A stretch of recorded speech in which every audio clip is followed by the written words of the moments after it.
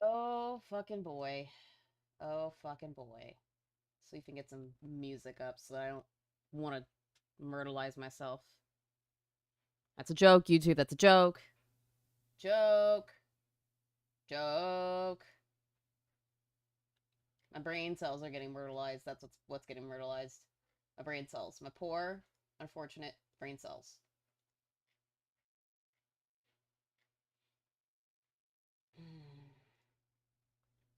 Like that. Audio. There.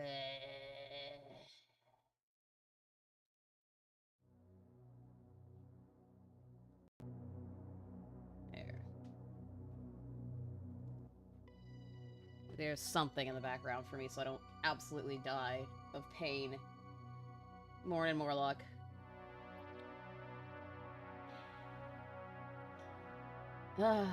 Yep, let's get ready to lose brain cells indeed. Y'all know the deal. We still got the goals at the bottom right. Good morning, William. We're gonna read as much of this as I can handle. Did I back up? I did. Okay, there we go. Accident. Oh, it's terrible right now. It's terrible, Warlock. But at least we're close to halfway done with this fucking book. I would like to get 250 pages today of 445. Because then I only have to do a couple more streams before this will be done. So, without further ado, this needs to get turned down a little bit too. On both ends. There. What a way to start a morning. Yeah, indeed. But this is what we gotta do. Punishment goals are on the bottom right corner. We hit a grand. I'll have to read one of Harman's fanfics. I'll find it too. 1500, I perfect a shitty game on stream, which could include Vilgar, which could include Dustborn, which could include Golem. I'll let you make suggestions and we'll make a poll out of that. And if we hit the 3 grand, I have to read another one of these on stream. It is early, but I usually stream very early on the weekends, McLovin. So, I only stream at nights during the week because I work. I don't work on the weekends, so I can be early. Anyways, let's begin. Ignis Candy Pop twirled a finger through her long pink hair as she stepped up to the castle of Ignis. This better be important, she complained loudly. Being a born witch, she held more rank than the vast majority of the acolytes that surrounded her. Girls, and a handful of boys with magical talent enough to become witches, were gathered at the base of the great cathedral. A palace of darkness that was completely invisible to the naked eye. That could have been a comma, or you could say which was. Good God. To the cattle of the world, this was nothing but an empty field in the middle of the city that no one wanted to go near. But in reality, it was an enchanted fortress, home to the highest order of Ignis witches in the entire world. And someday, it would be the home of Ignis himself, once he arose and conquered the world. Doesn't need to be a comma. Yeah, he's got some really fucking stupid name, Key to Darkness. A lot of his names are really fucking stupid. Like, his main character's name is American. What do you mean I could do both? What does that mean? Do both of what? Candy Pop hoped that when it happened that they would have... Candy Pop had hoped that when it happened that they wouldn't have to gather like this to make grand plans for the future anymore. It never had anything to do with her anyway, really.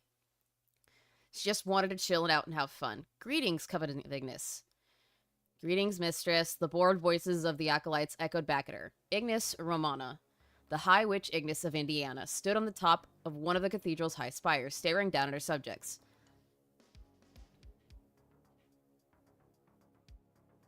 Yeah, but if you have too many commas in there, it does not look well and it does not flow well grammatically.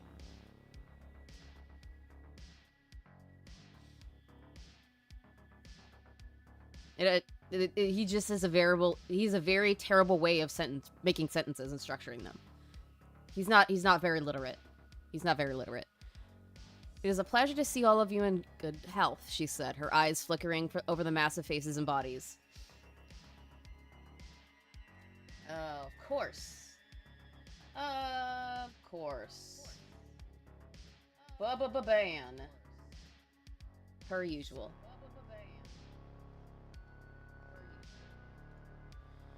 Kick, you are hilariously bad. Also... Oh, that was another one. Really? Another one. Okay, ban. Bye.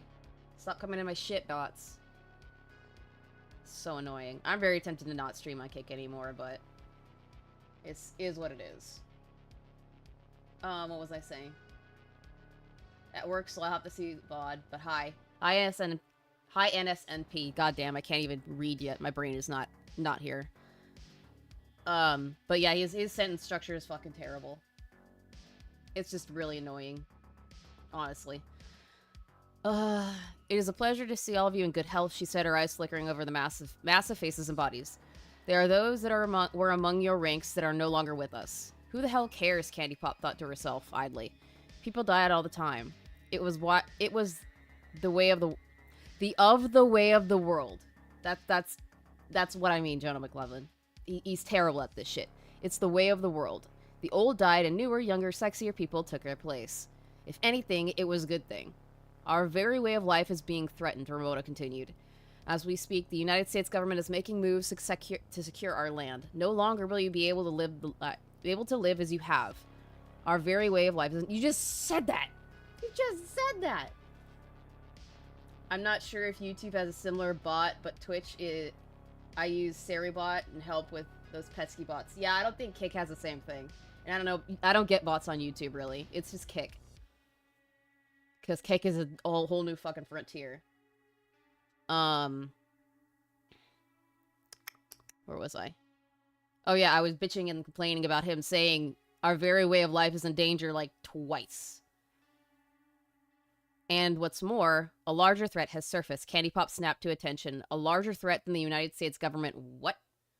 Speaking of Kick, I'm surprised Harman never made a video on the Raja Jackson incident. Guess he's not a wrestling guy. No, he's not. We know he's not. He's not really a guy of anything. He doesn't know shit for shit.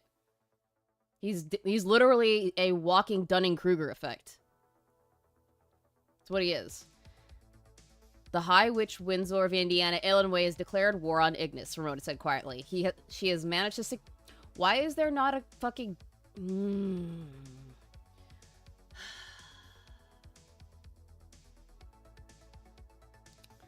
She has managed to secure a dwelling for herself and is attempting to unite her enemies to topple us all. If she succeeds, it will mean the end of a... Oh my god, you can't write sentences for shit. You have to repeat yourself because your brain doesn't process anything other than, this is what I'm trying to do. I don't know how to spell check. Oh, the. Fucking kill me. Not really, YouTube, not really. Windsor, Illinois, a name that all present were very familiar with. The Witch of Windsor, who had been fighting Tim tooth and nail for years. With all the force she could muster, and now it seemed she was willing to make a serious attempt at thwarting them. I have gathered you all here to inform you very soon that... Inform you that very soon we will be going to war, Ramona said. But do not despair. The blood spilled on both sides will hasten the return of our Lord. And if we prove victorious, why, it is possible that we can expand and control the world. And then still, not the right punctuation. Eliminating the culture and people of the world was incredibly appealing. Holy fuck, Harman. You put no effort into this. What with their stupid rules and morals that existed just to stop people from having fun. But it's time to step up your training, Ramona continued. 1 year from now, I expect all of you to be fully fledged ascended. No exceptions. There was a moan of discontent among the crowd. Becoming a true Witch of Ignis, becoming his servant, essentially, meant more responsibility and less fun. For the girls who simply wanted to coast by on what others were doing, it was something that was to be put off for as long as possible. Being asked to rush their training and rush into Ascension was too much to ask of them. No exceptions, Ramona said again. Maybe we should let the city be taken over, Candy Pop said loudly. There was a murmur of agreement. She felt Ramona's hand on her shoulder, and she jumped. She hadn't even seen her move. An interesting idea, she murmured, as she trailed her hand up her neck towards her cheek. Are you in that much of a hurry to die? Candy Pop tried to laugh it off. Oh, I was just joking, she said. I mean, it's a tall order to become an Ascended. I mean, I was born a witch, so for me, I think. Ramona ran her hand down her shoulder, across her arm, and towards her chest. Really, Harman? Really? Candy Pop relaxed somewhat. It was a rather pleasant experience. You guys are a bunch of fucking horn dogs. But it's Harman. Why am I not surprised? I cannot let this matter go unpunished, Ramona said. You see, this decision comes straight down from the voice. I suppose I must leave this matter to her apprentice. Candy Pop froze. A duel to the death, Ramona crowed. To the crowd's cheers as she pulled away from her. Survive and you become a true witch of Ignis. Fail and you die. Candy Pop could do nothing. She was pushed out to the front of the crowd of the acolytes and stood tall, facing the cathedral doors. A feeling of horror welled up within her. A girl who was singled out to be the apprentice of the voice was, in all likelihood, one that is being groomed to replace her, or even surpass her. This girl, whoever she was, would be extraordinarily powerful. And let me guess. I'm gonna guess it's what's-her-fucking-face. I don't even remember the name because I just don't care. She waited with bated breath as she watched the black doors of the cathedral. She's not coming, she said at last. She's probably run The doors burst open. Intense waves of flames shot out from behind them, covering the entire yard. Candy Pop screamed in terror as the fire surrounded her in a perfect circle, cutting her off from the other acolytes. A cloaked figure stepped through the door and into the fire. The cloak caught fire, blazing wildly as she stepped forward, head bent. Ah, so the apprentice shows herself, Candy Pop crowed. You really like that word, trying to sound more confident she really was. You bring shame to our name, acolyte, the other girl said. I do not consider this a duel. She reached from her cloak and ripped it off. The flaming fabric burned to ash as she revealed herself. This is an execution. There he is. Ignis Sinistra. Sinistra, the other dumbass name, said quietly. The flames in her hair were burning at intense heat. Her, Candy Pop breathed. With what little courage she had remaining failed her. She stepped away, backing away to the white-hot flames cutting her off. She tried walking through them as Sinistra just had, but found to her terror that the flames burned far hotter than she could handle. She had no choice, she had to fight. She bent over and transformed. Both of her parents had been witches, although she was still considered an acolyte. She was, in essence, still very much the property of Ignis. She took on his shape and stood there, on her hind legs, glaring intently at Sinistra. She opened her mouth and an intense burst of flame shot out. Sinistra stood there and simply took it, the flames vanishing on the spot. Candy Pop felt her heart sink. Her most powerful fire-based attacks would do nothing against a witch with so much more magical ability. She had no choice. She had no choice. Really? Not choice? She would have to get physical. Good morning, Caesar's Piplup. Yeah, Nightbot, it works on Twitch and YouTube, but I don't know about Kick at all. According to him, he's going to be doing some editing for his newest book. My guess is that his editing process is him looking at the AI image he will make and say, yeah, this is great, probably. Wouldn't it make far more sense for the highly ranking witches to act like made mobsters and do whatever they want without consequences? Yeah, it would be more it would make more sense, but Harman's not smart enough to do that. We know he's not smart enough to do that. Anyways, she leapt forward, claws outstretched, trying her best to tear Sinistra apart. She hoped, desperately, that her physical ability was nowhere near the level of her magic one. Sinistra brought up her fist and shattered her chin. Candy Pop was thrown back, eyes widened as Sinistra flew into the air, raising both palms, made a number of furious swipes against her face and neck. The blows barely touched her. They grazed her face, but it rather felt like her entire head was being hit with a ton of bricks, really. He really likes to use that. He really likes to use that. He really likes to use that, doesn't he? She reeled back and forth with every strike, but until finally she fell to the ground. Sinistra landed on top of her, staring down intently at her face. Candy Pop quickly reverted back to her ordinary pretty self. It was time for her last resort. You know, you're pretty cute, she said, fluttering her eyelashes. Sinistra stared down at her. There was a look of contempt on her face. Blanks are disgusting. I'm not reading that, because you're an absolute fucking bigot, and you're confirmed at this point a fucking Nazi. Or at least a neo-Nazi. She brought her leg up and smashed her head down on her face. You mean, you should have just said she curb stomped her. Or her heel down on her face. Candy Pop cried out in pain as her face exploded in blood and brains as Sinistra, without a single care for the body of her opponent, stepped away, leaving an intense flame behind to take care of the body. Very good, Ramona purred. You've done well, apprentice. She bowed. It was my pleasure, she said softly.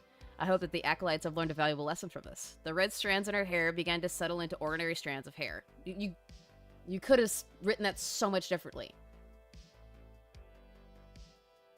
When you repeat the same shit over and over in a single sentence, it sounds bad. It's written terribly. Fucking stop. If not, perhaps another demonstration is in order. There were loud protests from the crowd. One girl shouted out, "When can I become an Ascended?" The fact that you don't know says a lot about the lack of discipline in the Coven, Sinistra said.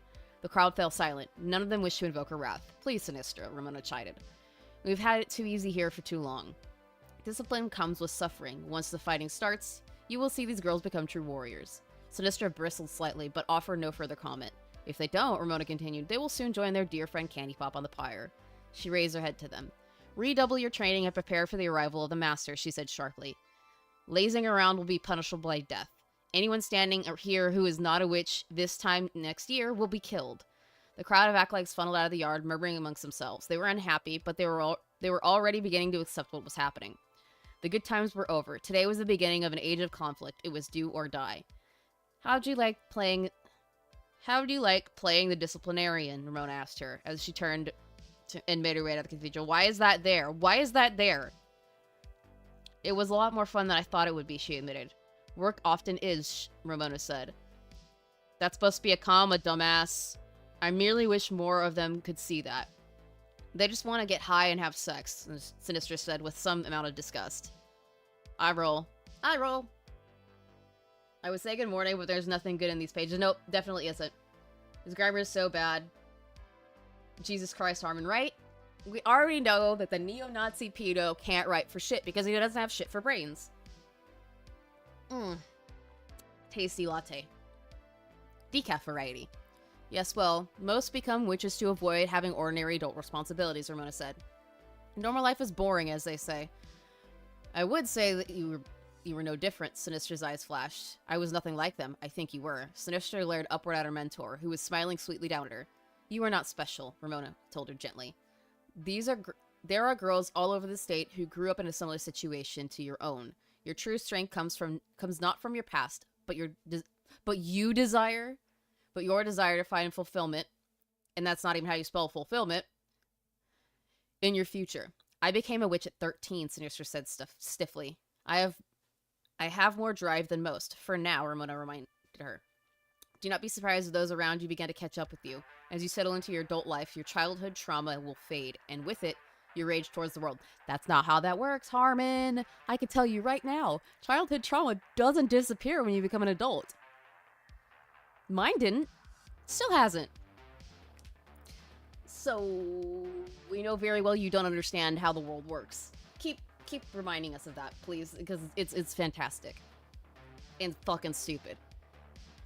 Sinistra looked away from her. I will never not be angry, she said coldly, never. Ramona looked at her and noticed that the red strands in her hair caught fire. Perhaps you too need to be disciplined, Ramona told her. The witch who thinks herself invincible will not live long. I'm not saying I'm invincible, I'm saying Ramona raised her hand and she fell silent. It is vital you understand this, she said. It has already been 7 years, another 7 and you will have been a witch far longer than you were an abused little girl. There will come a time where your past will not seem so important to you. It's not how that works, Harman. It's not how that works. He's not smart enough for that, General McLovin. Don't be surprised that he doesn't do anything that's remotely smart or witty. Sinistra's fire intensified. Are you mocking me? Ramona stroked the fire in her hair with her fingers. Of course not, she said quietly, and as she stroked her hair. You don't have to... I'm worried that you won't live up to your potential. The fire in Sinistra's hair slowly petered out. My potential, she repeated. Am I a disappointment? Of course not, Ramona said. You are her future. The voice knew it would be true the moment she met you. I have never trained such a natural-born talent in the Coven, but you will not be seen as one of the greatest if you do not grasp your weakness. My weakness, Sinistra murmured. The image of a young boy she used to know flashed through her head, and she threw it away. I see. You became a witch because of your rage, but you mustn't use it as a crutch, Ramona said. You must hone your talents. You must prepare yourself to face all manner of opponents. There are those out there who would destroy you as you are now. If you were to fight them, you should... If you were to fight them. Why is that one... Your writing is so terrible. Sinister took a deep breath. There is one out there that I wish would destroy me, she said, coldly, as she cast a dark look in the direction of the place where she grew up. Solio coughed. She raised her hand to her throat and gagged. American reached forward, concerned as she waved it off. What's the matter? Nothing, she said, admitted, gritting her teeth. Okay, I'll be right back. Right back. Baloop.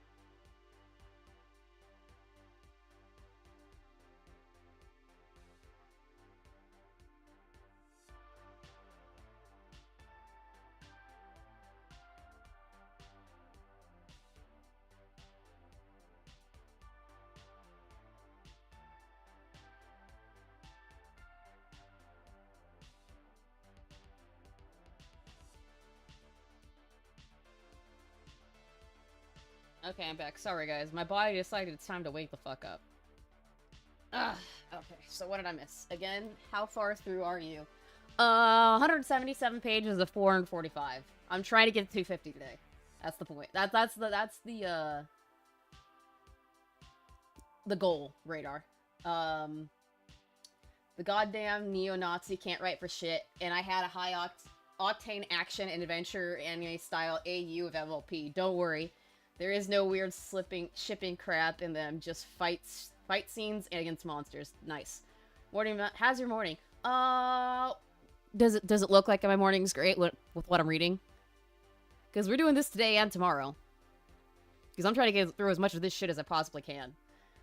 Chugs a mug of nitro fuel. I wish I could do that, but I can't have caffeine, unfortunately. Sometimes I'm questioning, did Harman even wrote this sober? You mean, did it even write this sober? You're pulling a Harman, William. You're pulling a Harman. Yeah, oh no, indeed, Radar. I've still got a long way to go.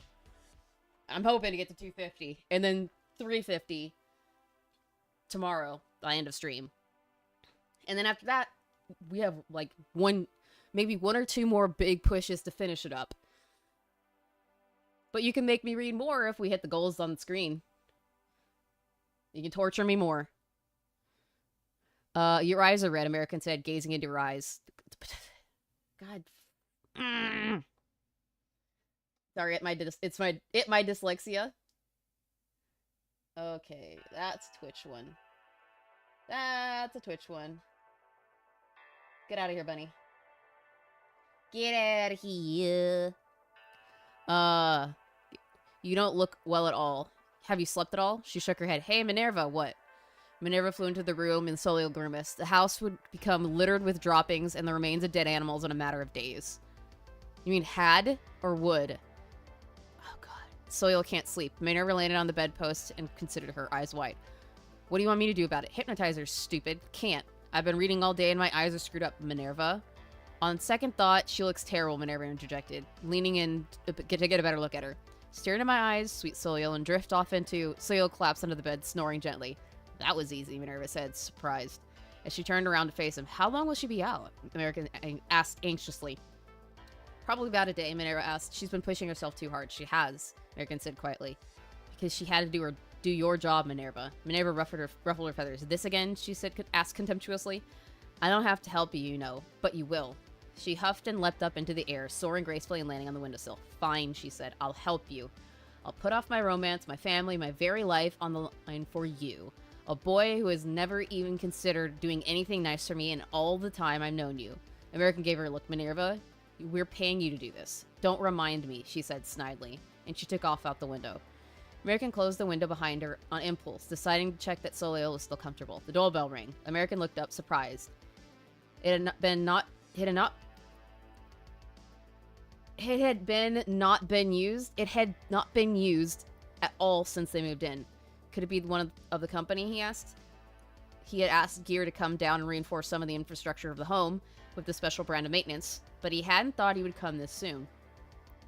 American walked down the stairs to the front door and peered through the eye hole. He was surprised to see a little girl looking up at him. Give me food, she said. American stared at her through the keyhole. There were a number of little girls in the neighborhood. A fair few of them were being raised by their parents to become ignorant witches themselves. This one was named Marlene, and she lived alone in a house down the street. It seemed that she was a ward of the neighborhood and wandered from house to house, asking people for food. Give me food, please. Please, American stressed. Hand on the doorknob. There was a hard silence. I haven't any food to give you, fool, she said. American rolled his eyes. When you want someone to do something for you, you say please. Open the door, please, and give me food, please. It was a start, American thought wryly as he opened the door. Come on in, he said, as the girl came trudging in. She was caked in mud. By the looks of it, she had been sleeping out in the open somewhere. Twigs and branches were clinging to her jacket and pants. Why don't you clean yourself up while I make you something to eat? American asked. Because I don't want to, Marlene said immediately. Wash your hands, please. No, fuck off. American ended up grabbing her by the hair and yanking her. Really? You think this is okay? You think this is okay, Harman? You are not making your protagonist look sympathetic by having him beat up on a little girl. Ended up grabbing her by the hair and yanking her over to the sink. She fought and kicked and even used some magic against him as he held her under the water sprayer and did his best to rinse her down. I'm not reading that. She shouted. Please stand still, American said. You're filthy. It wasn't a great job, but it was something. At the very least, he was able to scrub her hands clean with some soap and water and rid her of several of the branches embedded under her clothes and hair. She sat at the kitchen table, dripping wet and scowling at him as he cooked. Thy hands shall be removed for... Harman, you are an absolute fucking troglodyte. You should stop writing. There's a reason nobody buys your books, and this is why. You have the mind...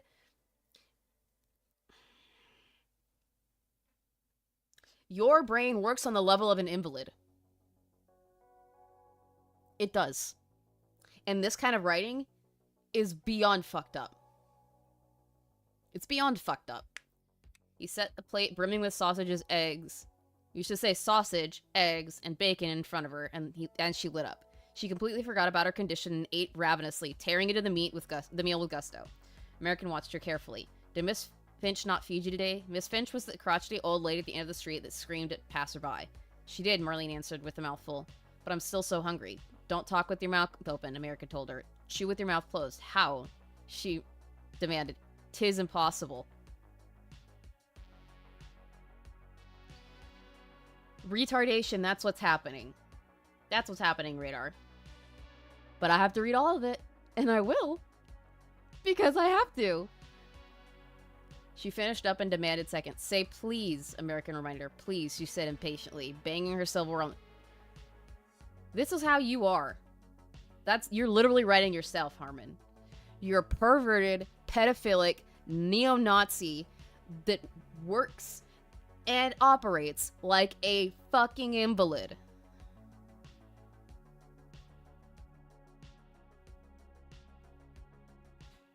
I'm not taking that back. That's my honest opinion. That's my honest opinion on you, Harman. And you're welcome for reading this and showing how much of a fucking bastard you are. The second plate he brought her was also devoured, but he noticed that she was struggling to choke it down. If you're full, you can stop, American said. Not full, Marlene said stubbornly. She swallowed once and then went for another. American leaned forward and took the plate away from her. Hey, she said, giving him a dark look. You can come back when you're hungry again, American told her. You're not going anywhere. We're not going anywhere. She glowered at him and tried to get off the chair as she stumbled and slightly teetered. You ate too much, American told her. Nuh-uh, she said, gagging, holding her mouth. She looked as if she was about to throw up. It's not healthy to overeat for every meal. Overeat for every meal, American told her. It's better to eat 3 smaller meals a day. Like you do that anyways. Where do I ever get more than 1? She asked blankly. She wasn't trying to be obnoxious. She generally seemed to have no idea. Well, you have Miss Finch. That's 1. You can come here, so that's 2. I'll starve. We're not going to let you starve, American said patiently. What if there's some shit going on? Like what? Your house got attacked today. You should probably go to Miss Finch's house. Finch's house, whatever. What if she gets attacked? Why would she get attacked? Because she's not one of us, Marlene said blatantly. She's like you, cattle. She teetered back and forth. We don't like cattle. Why not? Because you're dangerous, she answered. If too many of you come to this neighborhood, she waved her hands, we'll all burn.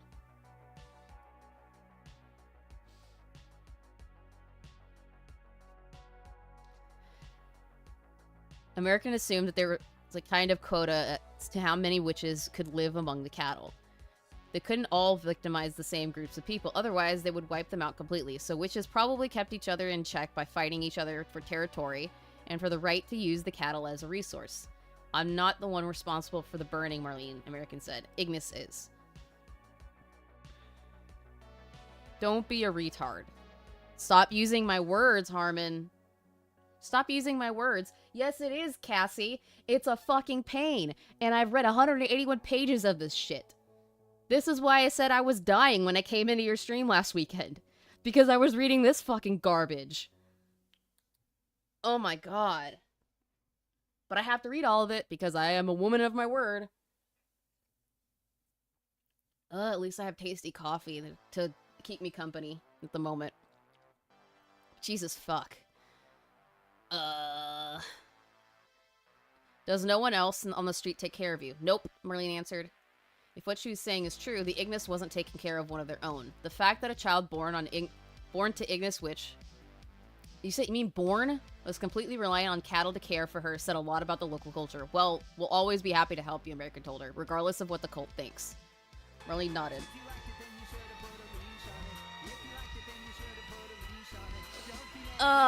That's my face right now. Fucking dying. Vietnam flashbacks. Thank you, Cassie. I appreciate you for the 5, for your pain. It makes it a little bit easier. Holy fucking hell. Oh. I hate my life right now. I hate my life, but I have to. I have to. Because Dez. Because Dez is an ass. Dez is an ass. Marley nodded. You're supposed to say thank you after someone does something nice for you. Thank you, she said tonelessly. As if she had no idea what she was saying. I want to leave. She made her way to the door without waiting for American to show her out. American bid her farewell, but she didn't even acknowledge him. She was already making her way down the street and out of sight. What a rude girl, American thought to himself, as he closed the door behind her. Solio had told him about this. Hellraiser children were deliberately raised to be as antagonistic as possible. American himself felt that she had not been overtly averse to the idea of becoming more civilized, save the incident with refusing to wash up. No, a little bit of socialization would do wonders for her. But that also led to the other issue at hand. Would he be made to fight the parents and make the girl into an orphan? The thought distressed him. Oh, like you give a fuck. Like you give an absolute fuck about that. The only thing you want to do to little kids is, diddle them. Harman Diddy Smith. And Merlene herself, despite being a born Ignis witch, seemed fairly ambivalent about the cult, being more concerned with her own survival. The more time she spent in Ignis, the more American was starting. The more time he spent in Ignis, the more American was starting to see the intricacies in the community. You try to sound smart, but you fail every single time, Harman. His mind drifted to Illinois, and then to Soliel sleeping upstairs. What would they think? He would have to arrange a meeting between them once Soliel was awake. He hated the idea of leaving her alone when she was out like this. So instead, he sat down and wrote down all the information they had gathered that day. It was long after he started that Minerva came tapping on the window. He let her in as she stepped in, ruffling her feathers. God, I never thought I'd be so happy to see you, she said pompously, as he set aside a bowl of water for her to sip out of. This is a neighborhood of nightmares. Is that bad? American said. American had rather thought it you keep saying rather every time. I hate this shit. I hate this shit. You write like the worst fucking child on the planet. I know high schoolers and preteens that write better work than you. Hell, I wrote shit that got published. You can't. Good God.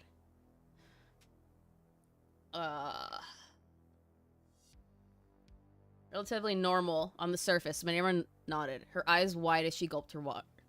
This place is a wretched hive, she said. A scum of villainy? Nah, that's basic bitch shit, she said. This is like 5 levels beyond that. She pecked at her bowl and drank. I investigated a good chunk of the city. I saw teachers... Because she's in an owl form. That's why. Because animals drink out of bowls, McLovin. Or at least that's what Harman thinks. I saw teachers blanking their students of sacrificial murders being conducted in the street and worship of the elemental archfiend Ignis at home. We already knew about all of that, though. It's beyond what you've seen here in this neighborhood. And what's worse is that they're preparing for war. A lot of the kids that were groomed into becoming sacrifices are instead being trained to be soldiers. That's good. No, that's bad, because that means they're preparing to expand their territory. Minerva said, God, you're stupid. That lined up pretty well with what Illinois had told them. Does it look as if they are preparing to call forth Ignis himself? She tilted it to the side. What a weirdly specific guess. It's not a guess, American stressed. That's what we think they're going to do. Well, you're right, for once in your life. I do think that. Calling Ignis here, on top of all the firepower they've amassed, guarantees that they would be able to take the state, at the very least. Would they be able to take the country? She tilted her head. No, of course not, she said. They're surrounded on all sides by people who would put a stop to it. Illinois had seemed pretty confident in that as well. The situation is going to get worse if we allow this to fester, American said. Allowing these people free reign will be a travesty. Minerva, I formally would like to hire the company to come fight for us. The entire company, it won't be cheap. We're going to need all the help we can get to exterminate the hive. Hold on, I need to get this off. I need this off. Knee braces are causing me problems. Minerva sighed. More work for me, is it? She said gloomily, as she hopped up onto the top of the kitchen table chair to perch. I'd rather sit at home and make nothing. It must be done. Minerva opened her wings. Do I have to? Yes, American said bluntly. Do your job. She bent her wings. Very well, she said ominously. We will fight for you. Why is that there? Why is the wrong punctuation there? And then she was gone. She did not vanish in the way he usually did, flying off through the window. No, this time she simply vanished in an explosion of feathers. American stared where she had disappeared and then turned his attention to the matter at hand. This was not a simple matter anymore. It seemed very likely that they would all be going to war. No shit! The thought was daunting, but he steeled himself. For better or for worse, the community would not be allowed to continue. Things would change. He would make them change. And it all began with the first step. The following day, American stepped out of the house to find the remains of a man lying in the street. His flesh had been entirely eaten away, and the bones left behind had been torn apart and chewed up. American had bent over to investigate. Perhaps he could glean some information about the monsters that Ramona had under her command. That man is dead because of you. American turned his head upward to see Melanie staring at him. She was red-eyed and crying. How could you do this to us? She asked, her voice hurt. You have doomed us all. You have done this to yourself, American said, his voice cold. You were quick to welcome us when you thought we would be offerings to your evil god, but now that you see us as a threat, you fear us. Melanie broke out into a sob. You have no choice, American said. You must either fight for your freedom or fly and start again. I will not allow you to continue living as you have. Who are you to decide how I live? American stood up. His aura flared and Melanie let out a cry and fell down, staring at him. I'm free, American whispered. He turned and made his way back to the house. Soleil yawned. She let out a sigh as she stretched out one leg on the a long leg on the mattress. She had not had such a long sleep in quite a while. So long, in fact, that it took her a while to remember where she was. She sat up, blinking a little bit, and checked her surroundings. Oh, right. Oh, that's right. She was married. That's the first thing you think about? Someone's excited, American said to her as she got ready to come downstairs. Where's the period? She nodded at him, and a small smile fading from her face. She came over to see him. Has anything happened? This thing is worthless, American told her, gesturing to the paper. Gesturing? You mean gesturing to the paper? If you believe that thing, everything's sunshine and rainbows. Well, you mustn't expect the paper to be honest, Soleil said. Governments use this all over the world. Use them all over the world to control the populace. Most papers have a kernel of truth to them, the American said. Look at this. That's not true. We know they lie. Constantly. We see it every day.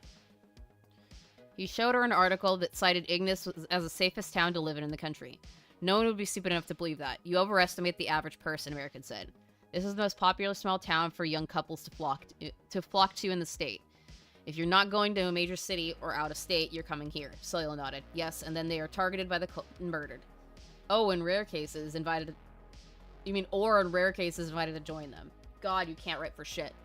Soleil looked at him. Have you found a lead? Yeah, he said. He tapped the article again. One of the local churches is hosting a community dinner so that new arrivals can meet notable people in the community. A church? Soleil repeated, her eyes narrowed. Here? My thoughts exactly, American said grimly, as he folded up the newspaper. We're new arrivals. I'll wear my Sunday best, Soleil said. She was true to her word. She spent the entire morning getting ready. She came down to find American waiting patiently for her. You look great, he told her, as he wrapped an arm around her. Thank you, she said softly. She led him to the door. We should go. No shit. God, you can't write dialogue or romance to save your life. Oh, right. That's because you can't find any romance. No one wants to touch you. She opened it and was about to step out when American suddenly dove downward. Slowly let out a surprised squeak as she was lifted off the ground. A bolt of fear went through her. You mean, bolt of fear went through her? You mean went through her? She angled her leg to kick at its head, and then she realized what was happening. Oh, she said, as she was being carried bridal style. Automatically, without even thinking about it, she took her arms and wrapped them around his neck and nuzzled him. Her sandals had come slightly loose when she had been lifted up. They dangled awkwardly off her feet. He carried her out to the car. It was a strangely elating experience. She wished that it wouldn't end. She could sense their neighbor Melanie watching them from her house, and she smiled to herself. He set her down in the passenger seat and then made his way over to the driver's seat. She sat up, stroking her hair with her fingers, and as he stepped inside. You've never done anything like that before, she told him. Well, we haven't been married long, he said. That's true, she said, humming. She still hadn't gotten over the high of being picked up. It was nice, thank you. You don't have to thank me, I don't. She straightened herself in her seat and composed herself. My apologies, she said formally. American gave her a look. You don't have to apologize either. I'm so... She caught herself mid-sentence and then fell silent. Perhaps it would be better for her to simply not speak. This will be the first time we meet people outside of the neighborhood, won't it? Well, if you don't count Elmley. I don't, Soleil said bluntly. The high from the surprise was quickly wearing off. We're dealing with locals today. Mind that you don't do anything stupid. Any suggestions? Most important thing is that we don't play our hand, Soleil said. We're going to observe the community. We mustn't pick fights we can't win, and we mustn't alienate those who may become our allies. That's right, American reflected. Other families will be there. Families? Celia blushed and turned her face away from them. They talked a bit more as they drove, and spoke a little about the church. Doubtless regular churches are allowed to operate here in some capacity, Soleil said. But doubtless... You keep saying that.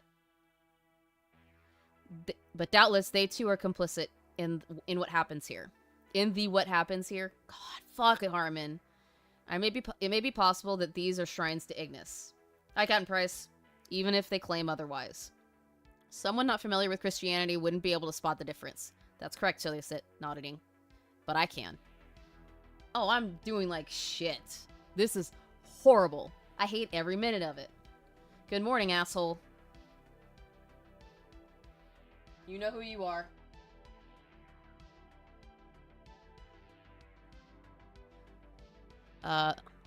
Alright. And I'll see the other attendees. See if we can spot any potential allies. When they pulled into the church's parking lot and parked their car, they found a familiar face waiting for them. Elmway! She waved at them with her free hand. The other was clasped around a hand of a little girl, perhaps 4 or 5 years of age. They wore matching bright green dresses with skirts that almost trailed the ground. Fancy seeing you here, she said brightly, and they stepped out to meet her. You didn't organize this, did you? American asked. No, of course not, Elmway said quickly. I come every year to meet the people moving here, to warn them of what's coming. She lifted her hand, tugging the little girl's arm upwards. I first met this one here last year. A pleasure, the girl said formally curtsying. Who is she? American asked curiously. She is an acolyte of our order. Her little sister, the girl said sharply, as if correcting her. Ian Will smiled gently. My little sister, she said softly. Ripley. You dare take Ripley's name in vain. Fuck you. Oh, that counter would be off the charts, Key. It would be way off the charts. We wouldn't be able to keep up with it. An acolyte, huh? American asked. So you're in training too? Elmway raised a finger to her lips. Not here, she whispered, and nudged Ripley. You can trust these two, she said, and a strange expression crossed Ripley's face. I don't trust anyone anymore, Ripley said quietly. American thought it best to change the subject. So Ripley, he said kindly, as he bent over to get a better look at her. How many other sisters do you have? She cast an awkward look to Elmway and smiled down at her encouragingly. More than I can count. Next time someone asks you that you should just count all the other girls at home, Elmway told her. Madeline, Annie, Poppy. Oh, I see, Ripley said, nodding sagely. American smiled at her. Is Elmway your favorite sister? Yes, Ripley said immediately. Shush, Elmway said, with still smiling. She looked up at American and Solio. It would probably be for the best if you act as if you don't know who I am whilst you're here, she said. I am known, but the agents of the faith know better than to trifle with me. Best keep your distance for now. She gave them one last nod, her expression suddenly severe as she tugged on Ripley's little hand. Let's go have some food. Ripley shot them one last look behind her, and American waved cheerfully. Solio's expression was grim. That poor child. American's smile faded as he looked at her. What? As he turned to look at her. What? She's been abducted by Windsor, Solio said quietly, her eyes still on them, and is being indoctrinated into becoming one herself. Her tone was bitter. And he dares to try and tell us how to write a story when talking about Chibi Robo, right? He doesn't know how to write for shit. It's fucking terrible. It's beyond fucking terrible. American touched her shoulder and squeezed it reassuringly. Elmway seems to be taking good care of her. Do not be deceived, Solio said quietly. The Windsor are just as terrible as those they fight. She turned to face him, her expression hard. It is vital that you understand this. Stop talking to me. Phone.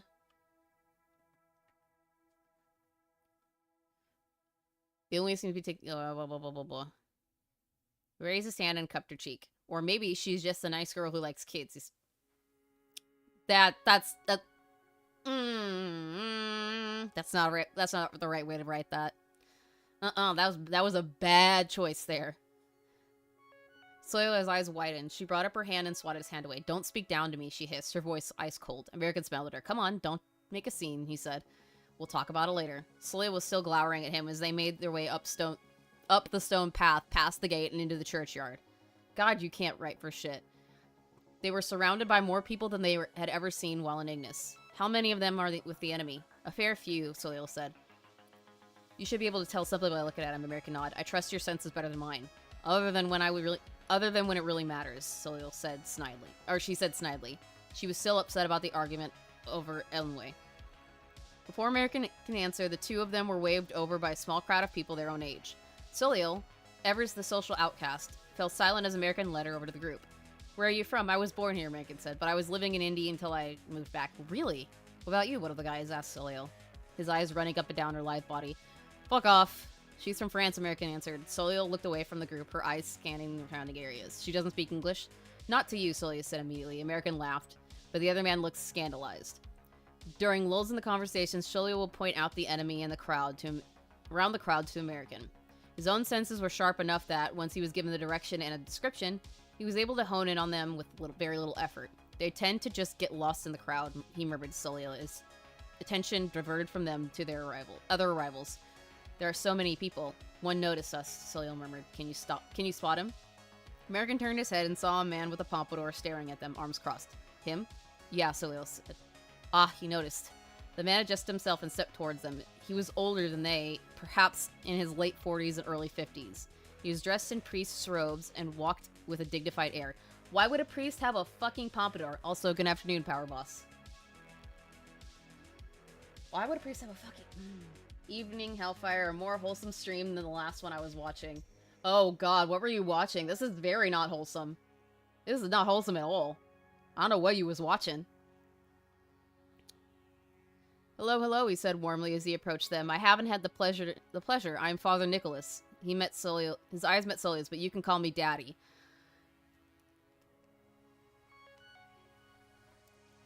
Nope. Nope. Nope. Nope.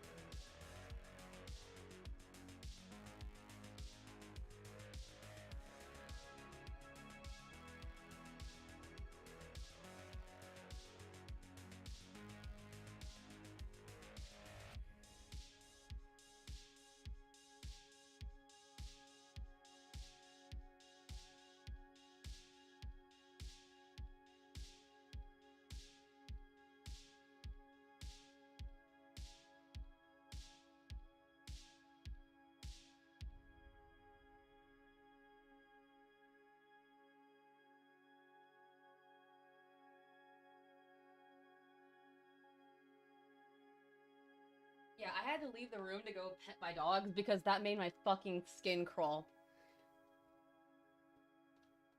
I handled jar tent first thing after waking. Harman, you do not write a priest like that whatsoever, never. Yeah, he doesn't know how to write anything. I had to go pet my dogs. I had to go give them some pets and get some doggy kisses because I'm so disgusted by this. American almost drew his gun on the spot, but Solo handled the situation better than he ever could have. No, Solo said bluntly, you're disgusting. Ew. The man blinked at her. Now don't be like that, he said reproachfully as he stroked his hair with his hand. You should consider my feelings as we... How about our feelings, American asked. Those don't matter to me, I'm afraid, Nicholas said, but you already knew that, didn't you? I like to think he's Orthodox. Because it would be funny considering the kind of robes Orthodox priests wear. Yes, doggy loves. No, he's not special needs. He is a neo-Nazi pedophile. That's what he is. In my opinion. All of the evidence proves that. Or points to that. You can fucking fight me on that. Prove me wrong. Prove me wrong. I doubt you can. American lowered his hand to his gun strapped around his waist, but Soliel shook her head. Not now, she hissed. Not in front of all these innocent people. A wise decision, Nicholas said, folding his hands in front of him. You wouldn't want to make yourselves the bad guy in front of my church. God himself could be watching. I doubt that's ever stopped you, Soliel said icily. You're right. There is no God. Oops. He tried to hide his wide smile behind his hand. So this church is a front for the brainwashing evil cult that worships the Archbenignus. American asked loudly. A number of people surrounding them gave them odd looks. Nicholas's smile faded. I would watch your words if I were you, he said, his voice low and dangerous. Who are you two? You come to my church, armed and ready for war. One would think that you were up to no good. His eyes glistened. Americana is amiss if it believes that the two of you can liberate this religious community. We're not what the government, American said. Oh, is that so? Nicholas asked. Then let it be known, child, that even Americana himself can't overcome our defenses. His eyes flashed toward Solio. We haven't yet been penetrated.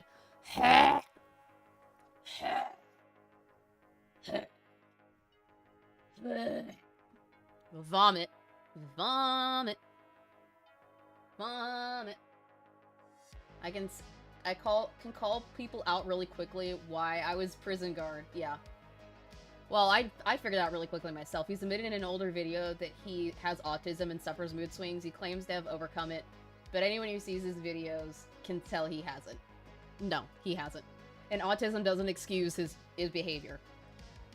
I know plenty of people that are autistic, or on the spectrum, that don't act like he does.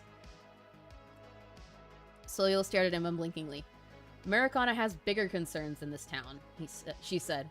You're nothing to him in the grand scheme of things. Is that what you believe? Nicholas chuckled. No, this community is the beginning of something far greater. He was still staring at Soleil as he ran his hand over his... He turned and stepped forward to the crowd. I want to kill him, American said. Not now, Soleil said, her voice firm. I'm not reading that. We must wait for the opportune moment. She turned her head and caught Windsor Ellenway watching them. Ripley stood off with a number of children, happily munching on a hot dog as she quickly made her way over to them. I see you've met Nicholas, she said quietly, her eyes looking wildly about, as if she were expecting to be watched. Did he say anything to you? He did, American said quietly. Who is he? He's the leader of this false church, Ellenway told him, her voice in a dark whisper. He's a sex fiend and a drug addict. No shit! He's a witch himself and devotes his time to carnal pleasure. He uses this church to lure women in. Those he has no use for, he turns over to the Ignis. Soleil bristled. She had no reason to doubt Ellenway's words. Ellenway looked at her intently. Oh, so he's you, Harman. Regardless of whether he has autism or not, he is responsible for his own actions. It's not an excuse for horrible behavior. Exactly. Soleil, you're a Christian one, aren't you? She said softly. I can see that you're angry. But you must believe me when I say this is the exact kind of evil that I wish to stop. Please, fight with me and we can put a stop to this together. Soleil stared at her. She turned around and marched up towards the church. Hey! American stepped after her. Soleil shook her head. Evacuate the area, she said shortly. This ends today, at my hands, and my hands alone. I'm not calling him that. Harman bent his head over in prayer. Thank you, Father, for creating sin, he snickered, and patted the girl's head. She tried to hold back her tears as she was forced to take more of... I'm not reading that. I'm not reading that. Yo, Nick, a lot of girls that hear that Nick's friend was a man named Big Johnson. Really, Harman? Known by regular churchgoers as a black bull.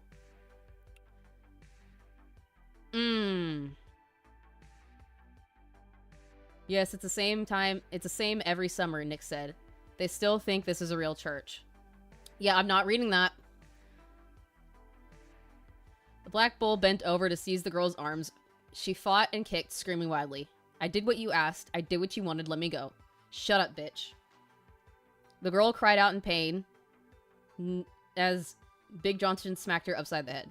She reeled, her head swerving to the side, as Johnson grabbed hold of her body, steadying her unconscious body. Holes, he said, with disgust. They think they should have rights. Harman, you're just outing yourself. This is you. This is you. That's why you like this book so much. This is why this is your favorite. Because you're literally writing you. Nasty. Fucking gross. The other girl was still not... I'm not reading that. You go out and scope the congregation, it commanded. Find me your replacement. You asked for this, Des. You asked for this. The girl immediately pulled away. Yes, I'm not reading that. And then she was gone. She's been unfrozen too long, Nick. Big Johnson complained as the girl shut the door behind her. Another week of this and she'll start getting ideas. He spoke as if the very idea of that was important to him. The girl stepped out to the hall, stony-faced. The first thing she did when she go to the bathroom and throw up. There was a special sink installed for this specific purpose. She rinsed off her face, reapplied her makeup, and stared at herself in the mirror. She clutched the sink with her fingers. My name is Isabel Karl, she whispered. I have been 19 years old for 5 years. She let out a deep gasp as she bent her head. Her hand was shaking. She, and the other girls in the church, were cryogenically frozen at regular intervals to preserve their youth and beauty. During their brief periods of time they were unfrozen, they were endlessly over and over again until Nicholas and Big Johnson were tired of them. The water in the sink was still running. She had left it on so that so that no one would overhear her rambling. It was becoming difficult for her to hold back her tears. I can't be frozen again, she whispered. I'd rather die. She took in a deep breath and tried to compose herself. She knew that the instant she failed to keep up a bright, smiling visage, to keep the new girls at ease, she would be thrown back in the chamber. She shuddered, a feeling of deep shame and revulsion building up within her. I want to change. She took in one last breath and steadied herself. She glanced at herself in the mirror and then stepped out into the hallway. She made her way into the public hall. Yeah, this is fucking gross. No, you asked for me to... I said specifically I read a Harman book. You asked for me to read a Harman book. This is what's being read. Because blame the community for voting for this. Blame the community for voting for this. Not me. A gaggle of other girls who had come to mass were gossiping in the hallway. Isabel had never seen them before. They had no idea what was about to happen to them. Hello, Isabel chirped. Are we new here? She kept her voice light and friendly. Well, yes, the girl said, surprised. Oh, that's amazing, Isabel said, and she gripped her hand. Not enough people come to the church anymore. Look, you have to come speak to the door opened. The icy cold chill ran through the hall. Isabel froze, her smile fading from her face. All the senses she had developed during her training as an acolyte were screaming at her to run away. The girls stared at her. Hey, are you alright? She turned her head to the front door. Her heart stopped. Standing there was a girl about her own age, her hair long and blonde, and she wore a bright white sundress, which showed off her intimidatingly beautiful physique. Yeah, he's bad. He's garbage. He's fucking garbage. We know exactly what kind of guy Harman is, and this is proof of it. Isabel knew danger, and that girl was it. The girl's eyes fell on her, and she started towards her. Isabel couldn't help it. She took a step back. Can I help you? She stammered. Yes, the blonde girl said quietly. I'm here to kill the man called Nicholas. The group of girls let out a shocked gasp and back away, muttering among themselves wildly. Isabel was wildly shaking her head. Wait, she stammered. I don't lie to me.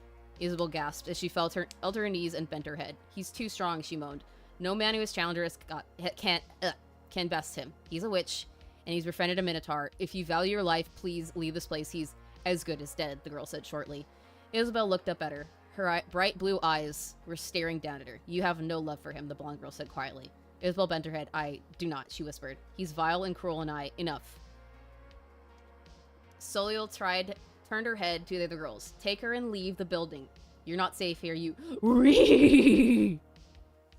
I have Rob streams. I'm hating my life right now. I hate every bit of this. The girls let out a scream as a giant bat crashed through the stained glass window above them. Soliel stepped forward. Above them as Soliel slept forward, glowering up at it as it flapped its wings, steadying itself in midair. You're a pretty one, hee hee hee hee, the bat said. Blank would love to hear you scream his name. Harman, you're disgusting. The girls wrapped their arms around Isabel and dragged her away. Her entire body seemed to have gone limp. Soliel paid them no mind as she stared up at the creature with great dislike. Tell me, she said, where is Nick?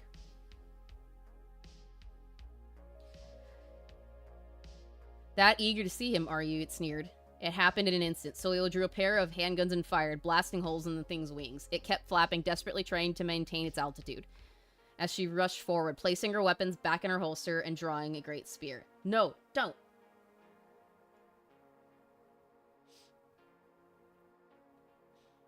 Geez, I know there's a right way to write this tastefully, but you don't actually describe it. It's practically bad erotica. Oh, it's very bad erotica. This is fantasy, McLovin. Harman is not mature enough to write something like this. When writing scenes this graphic, it needs to be handled with extreme care or not at all. Usually people avoid these topics. Agreed. But he doesn't have any concept of that because this is the world he wants. This is the world he wants. He wants this kind of shit to happen. He has no love for anyone of decence. That's decent. She thrust upward, skewering him through the mouth. The girl screamed as the demon's blood was sprayed all over the church. Soliel threw it to the side and turned her to face the door ahead of her. Wait! Soliel turned around to glance back at Isabel. Isabel struggled to find words. Please, save the other girls, please. She broke down into sobs. The other girls, completely at a loss, bent over her to comfort her. Soliel nodded and then turned back around. She kicked the door open in advance. A number of people looked up at her alarmed as she strode forward. Nick was standing on the podium looking surprised. Now, what's all this? He asked. He adjusted his robes to emphasize the large... I'm not reading that. May I help you, Mrs. Freeman, she corrected him. I'm a married woman. Nick's expression hardened. Pity, he said. Now we are preparing for mass. If you must speak to me, you must wait until after. The crowd let out a sharp gasp as Soliel drew a massive sword. Nick sighed and shook his head. Why do they always put up a fight? He asked, and he waved his hand. This is you, Harman. You are literally Nick. You're literally Nick. This is you. Except you like girls that are younger than 19. Younger than 18, I would suspect. Instantly, a number of crowds stood up. Men and women, surely those aligned with Ignis, advanced upon her. Some of them were transformed into demons or monsters. The others had raised bright red hoods over their heads. The innocent in the room screamed loudly. Soliel tried to keep her focus. Those of you who are innocent of any wrongdoing, step outside, she commanded. This is no church. A small number of people quietly stood up and made their way to the door. None of her enemies pursued them. All of their eyes were on her. A number of her enemies dived at her, whether monster or demon. None could withstand her blade. With one brutal swing, she caught a number of them with a single blow. Screams filled the air as blood splattered across the pews. Nick stood watching, hands folded in front of him. You know, he said, and he began to step forward. It's not too late to pray for forgiveness. Soliel swung herself around in a full rotation and threw the sword at him. It went spinning through the air, dangerously whirling towards him. He reached out a hand and stopped it in its tracks. My powers are greater than you might expect, he said, as the blade crumbled to dust. Now, I don't want that to happen to your pretty face. How about we chat over drinks, huh?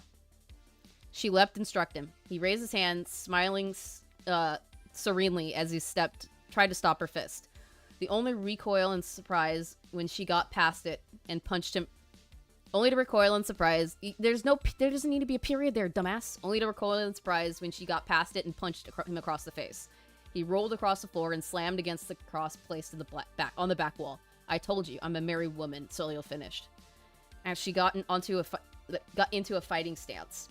Nick chuckled. The robes under his skin began to rustle. You mean over his skin? Do I look like the kind of man who would care about things like that, something like that? Nick asked as his neck began to widen. Wide, thick tusks began to sprout from his mouth. Steely hooves burst out of his shoes. His clothes began to strain and tear at the power of his muscles. He was transforming into his true form. No shit, Sherlock. I will destroy you in the name of the Lord, Soliel said, as she got into a fighting stance. She was already in a fighting stance, dumbass! Nick let out a dark laugh. If God were to strike me down, he would do it himself, he boasted. He raised his leg high and stomped onto the ground, so highly that the ground shook. You mean so hard that the ground shook? Whatever. Behind him, the cross hanging on the wall shuddered and then fell. Nick didn't even get the chance to turn around as the cross landed squarely on his head, killing him on the spot. Soliel straightened her stance and stared at the corpse. Praise be to God. You just killed yourself in book, Garmin. And at least it was embarrassing as shit doing it. At least it was an embarrassing death, which is humorous for me. Soliel said quietly, the bodies of those she had killed lined the pews, and the stench of blood filled the air. She felt a strange sense of revulsion. She was sure that at some point this had been a real church. How many people had come here, seeking salvation, only to discover what it truly was? She turned away from the altar and walked to the door. She had barely gone 20 steps when a loud thumping sound came from behind her. She turned, eyes narrowing as the wall behind the cross once stood broke down. A minotaur, perhaps 10 to 12 feet tall, towered over her. It leered down with an intense glare. Damn it, girl, he said. You just killed my best friend. It lumbered towards her, its large, powerful legs cracking the floor with each step. Soliel stepped back, her eyes fixed squarely on it. We've known each other since we were kids, the Minotaur complained. I always let him have my women after I was done with them. We were closer than brothers. God, this is what you think. This is how you think, my dude. Fucking hell. Ugh. His stride was so great that he easily closed the distance between them. If Soliel kept moving back, she would hit the opposite wall. She stopped in the middle of the aisle, staring up at her enemy with great contempt. We were just having fun, he said. Why did you have to go and ruin it, woman? Soliel glared up at him. You call this fun? He lunged at her. A powerful palm wrapped around her as she leapt up. landing on his arm. She pushed herself forward and then punched his face. God, you can't fight things for shit either. Oof. He was so powerful that the blow did not impact him much. Instead of flying across the room like she had hoped, he simply gave a grunt of pain. Soil leapt back onto his shoulder as she raised a hand and he tried to swat her aside like an annoying fly. She drew a sword and slashed at his neck. It shattered upon contact. She leapt off his shoulder and back onto the floor. The Minotaur turned to look at her. They call me the Black Bull, it said. Do you know why? Solio had to stop herself from grimacing. It wore no loincloth, and she could clearly see his... I'm not reading that. He dashed at her, and Solio leapt up. She drew one pair of twin swords and swirled about. She used her magic to slide along the floor as she slid under his legs, swiped left and right, over and over as she cut... Not reading that. The creature roared as she came to a stop and turned around. Oh, wait, no, he has a kink for getting his balls beat up. I love that. I love that for you. You're getting worse and worse and worse, Harman. We're learning so much about you. Thopin turned around. She leapt back and slammed her weight on his back. Ending it sprawling, she did a flip in midair, drew a rocket launcher, and pointed it downward. Oh my god, this is so cringe. The Black Bull exploded into pieces. She landed on the ground, standing among the reins. Her own perfect white dress was completely clear of blood, but she had landed right in it. She wished she wasn't wearing sandals. Is it over? Blah. And there was much rejoicing. Yeah. For those who don't know, Harman made disparaging remarks about MLK Jr. while praising Austria's most famous painter. Yeah, oh god, indeed to that. I'm not reading it. Also, their most famous author, no painter, wink. I'm sorry, Hellfire, but the person who made this needs to be put on a list. Yes, Harman Smith needs to be put on a list. Yeah, I know the reference people forget. He wrote a book. I know, but the funnier to point out, failed career as a painter. Yeah. All right, let's ease up off of the to talk about the Reich of the Third Variety, please. Yes, he is. He is a straight Nazi. But well, I would say he's a neo-Nazi because the Nazis don't exist anymore. It is getting gross with every page, and we still have 245 pages of it.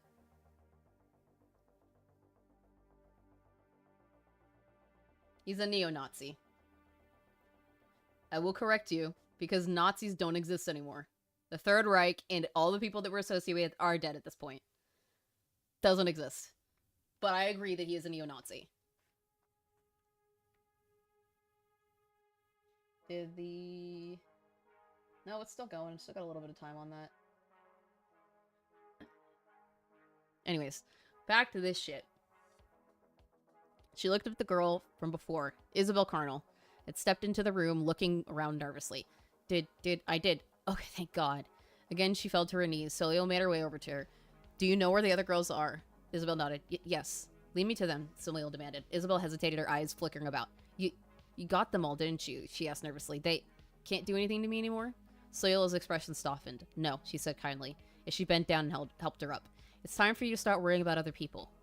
Isabel nodded, her expression sad, as they walked arm in arm down the aisle to the room in the background. Isabel showed her the secret door into the basement, and Solio kicked it in. The alarm system went off, but it went ignored as they descended. If any demons remained in this place, none wanted to try their luck with her. They came to a stop at a vast chamber. Rows and rows of girls lay in caskets of ice. They stood, their eyes frozen shut, as they waited in silence. What is this? Solio asked, appalled. A cryogenic chamber, Isabel answered, her voice bitter. They kept us here to preserve us when we weren't being used. Her voice sounded so choked up. You don't age while frozen in here. So, there were perhaps about 24 girls here frozen in place. Solio checked their names and their names and identifications. A number of them came from interesting backgrounds. Acolyte witches, a vampire, a knight of the Order of the Dragon. Can we just let them out? Solio asked. Is it safe for them? Well, yes, Isabel answered. It's just... What? I'm sorry, it's just... She wiped her eyes. I don't think any of us can get over what has happened. None of them will be able to live normal lives after. She trailed off, shaking her head wildly. She was hysterical, Solio noted grimly. It will be hard, Solio said, but it must be done. At least, let's have some being ready for them to eat when they come out, okay? Sayla smiled at her. Okay. They stepped up to the first chamber and opened it. Number 1, Kathleen Prey. The girl let out a large gasp as the cryogenic chamber opened. Isabel and Solio both stepped forward and helped her out, but she was immediately swatted from them aside. No, stay away from me. No, it's all right, Solio said soothingly, as she struggled to restrain her. The chill coming from the cryogenic chamber made her skin harsh to the touch. You're in safe hands. No, the girl moaned, her eyes fixed clearly on Isabel. I won't do it. I won't. Isabel broke down in tears. Solio suddenly had to calm them both down. She forced Kathleen to the ground and held her, her voice calm and relaxing as she assured her that everything was all right.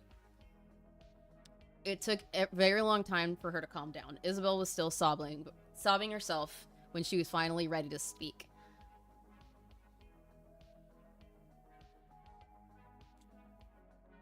Harman, I don't say this for many people, but I genuinely hate you.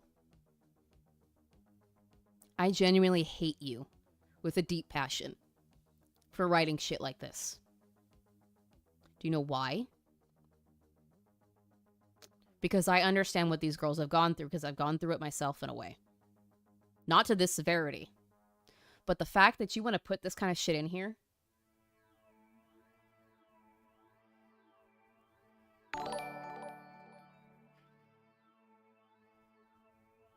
I'm angry. I'm angry. I'm so beyond angry. The fact that you would put abuse victims in this and so carelessly write something like this, as if you know any better, or as if you know what this is like. You have crossed more lines than I can dare count.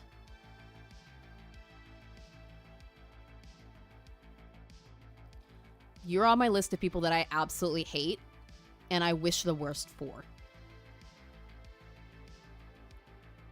I hope one day that the FBI look into your computer and look into your devices, because I highly doubt they won't find anything.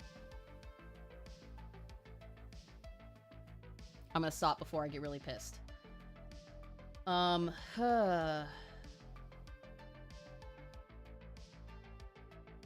mean, I am American and live in Germany, and Neo is the correct term. Poor soul. Yeah. I've known about Harman for the past 3 years. 4 years. I've only about it for like a year and a half. Maybe 2. I haven't been around very long. I've been around since the Quantum TV shit. It took a very long time to calm down, blah, blah, blah. What year is it? Why is it only now I noticed Devil's Crush in the background? Probably because you were more, I guess, distracted by the terrible fucking writing that's going on stream.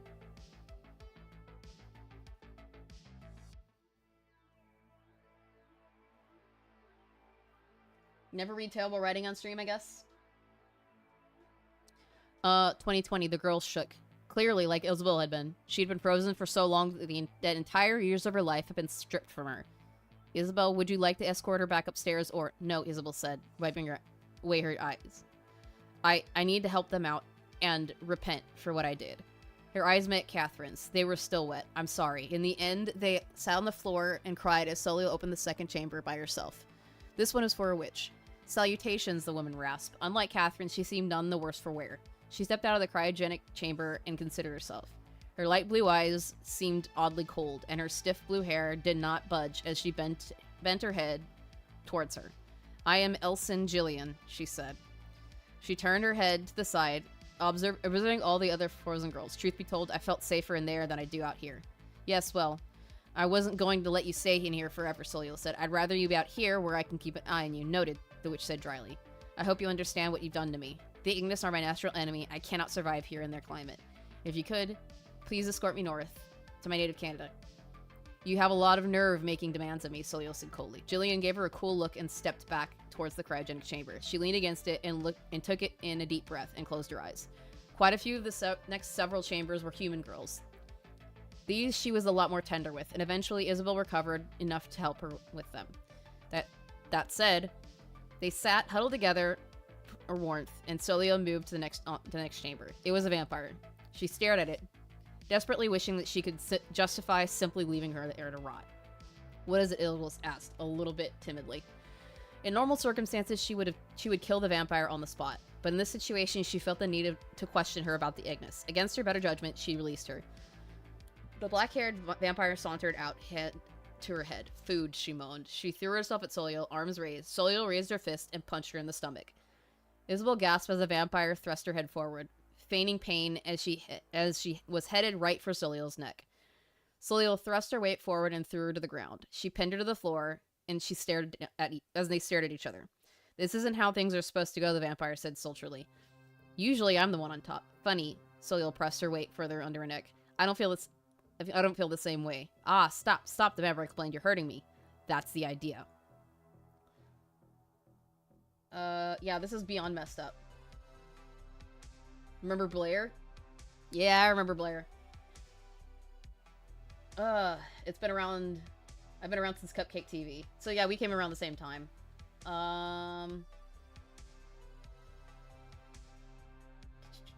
I've been around commentary since between Creepshow Art and Blair, aka Illuminati. So Edwin's downfall. Oh, I've been around, I'm talking about the commentary community. Not that commentary, the, Salt community. I've been around since, like, before the Hansen. The Goonergate stuff with Hansen. And the whole Onion saga. When the Goon Squad was a thing.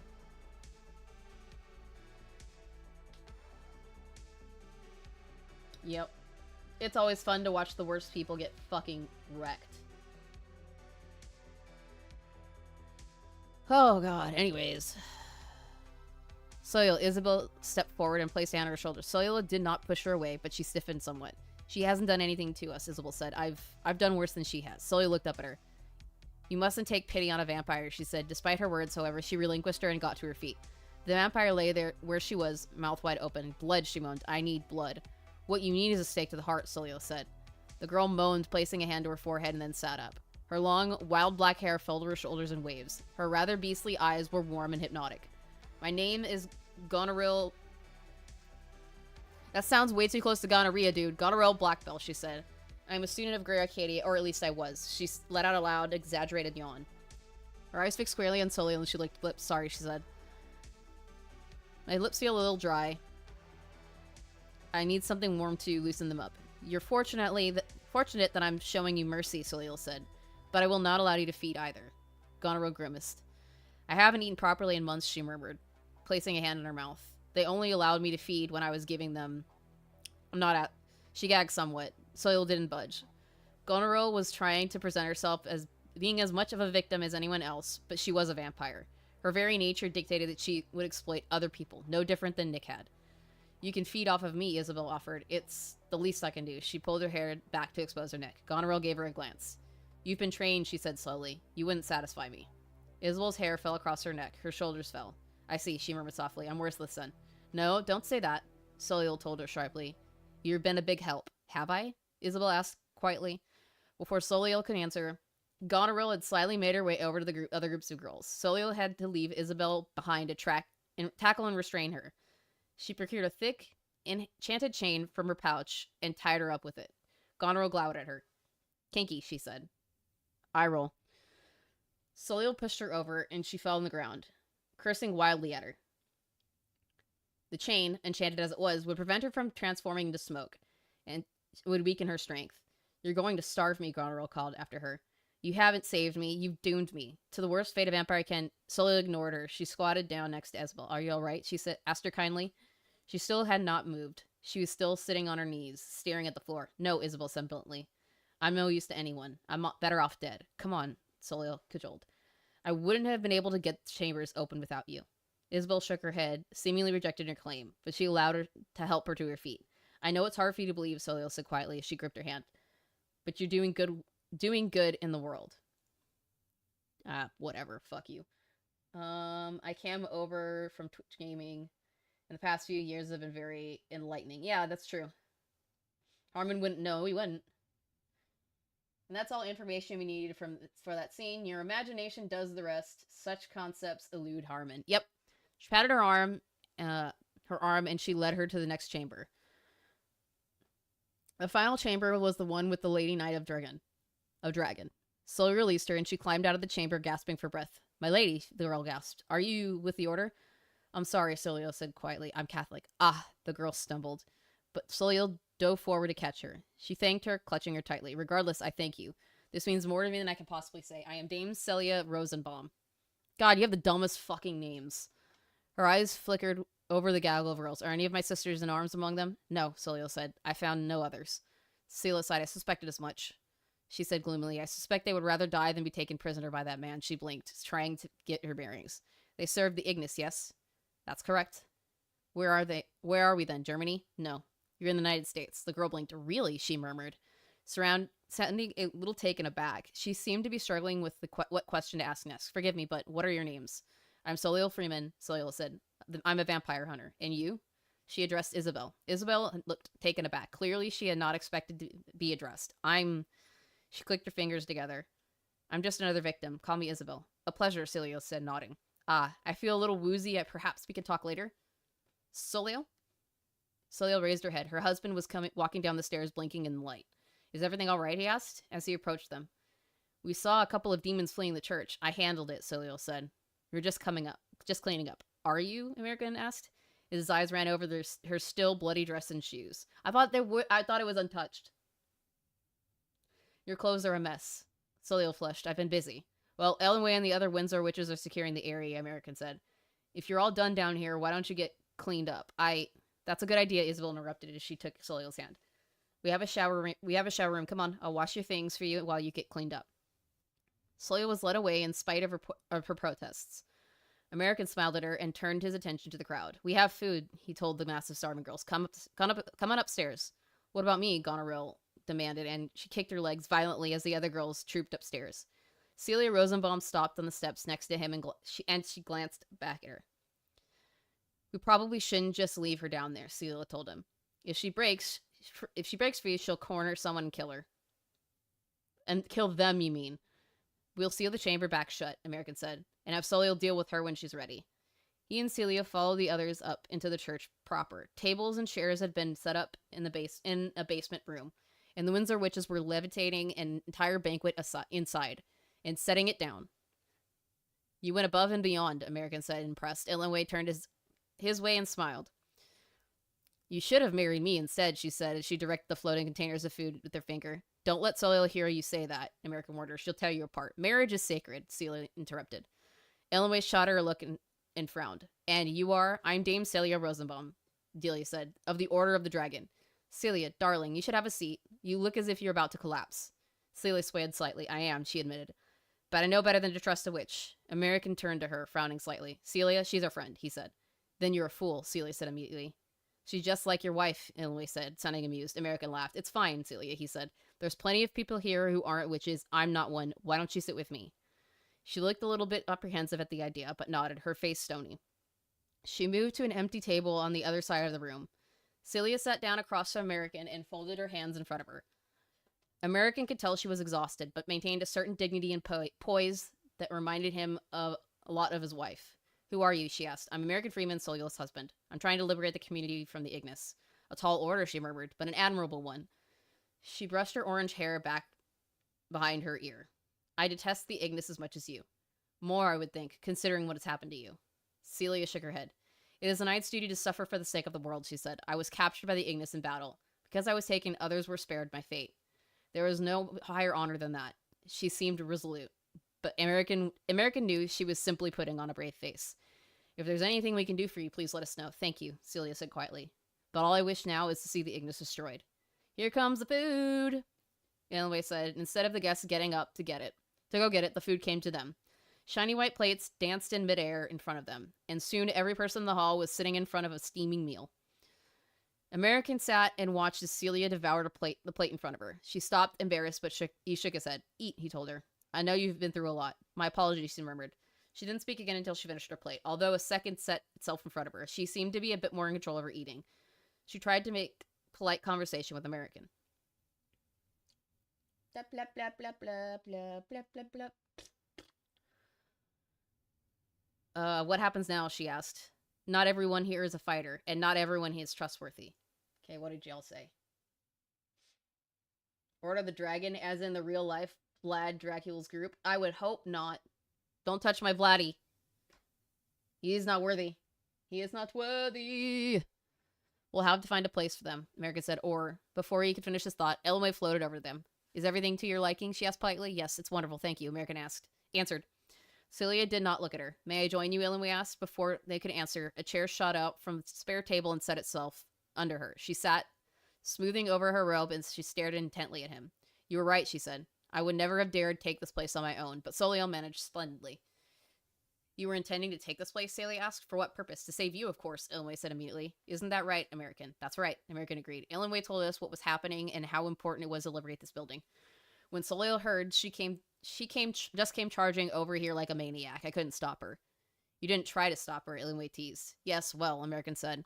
It needed to be done, and I knew she would be fine. Soliel is an amazing fighter, Elway told Celia, isn't she? Celia let out a half-hearted response. She must be if she beat Big Johnson on her own. She fell silent. I couldn't do it. She said after a bitter pause. You know, you could put commas there. You don't have to put a fucking period, dumbass. Ah, here she is, Elway said as Soliel and Isabel came through the door. They spotted them and made their way to them. Or you could just say made their way over. Duh. Soliel had changed into a bright blue top. It's mine, Isabel explained, upon noticing American's expression. I couldn't get the blood out of the dress. Monster's blood is difficult to clean off, Elway said sympathetically, as the two chairs you should say as two chairs shot towards them. Soliel chose to sit next to the American, and Isabel chose to sit on Soliel's other side. Two fresh plates shot towards them. Soliel glanced at hers, but did not eat. Isabel, however, looked at the plate with longing. You're a witch, Isabel said hesitantly, eyeing Elway with an apprehensive gaze. I am, Elway said, preening. And you are. My name is Isabel Carnell, she said. What are you doing here? What do you intend to do? Elway smiled. I'm here to stop the Ignis, she said. I think all of us sitting at this table have that in common. There was a very hefty silence. The five people looked at each other. It's true, American said heavily. All of us have our own stories for being here, and yet we all want the Ignis destroyed. You surveyed the room with an analytical gaze. A fair few of the girls you freed are fighters, Soliel. They may make powerful allies, perhaps, Soliel said, a little bit coolly. But after what has happened to them, it will be a very long while before they are up to doing anything. I agree, Isabel said softly, her hand gripping Soliel's arm. I'm still thinking about what's happened. All of this, it doesn't feel real to me, especially since she gulped, looking a little bit apprehensive. There are far more powerful witches in this town than those who use this place. They all looked at her. What do you mean, Isabel? American asked. Isabel grimaced. She wrung her hands in front of her and stared at her half-eaten plate. Well, Nick, she coughed, her eyes and let out a disgusted noise in her throat. Nick was a witch. That much is true. But he wasn't a particularly well-liked or respected member of the Ignis. I can't imagine why. Celia said dryly. Isabel let out a dark giggle. Okay, pause for a second. I will be back. Pause.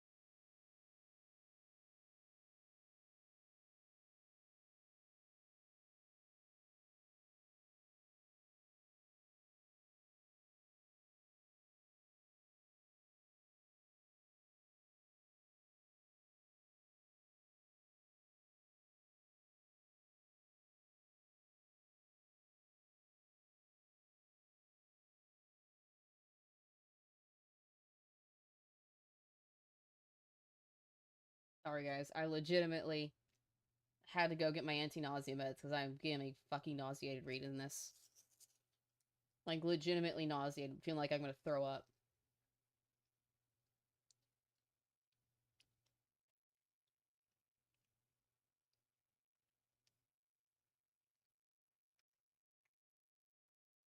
Wish I had $9 to skip this.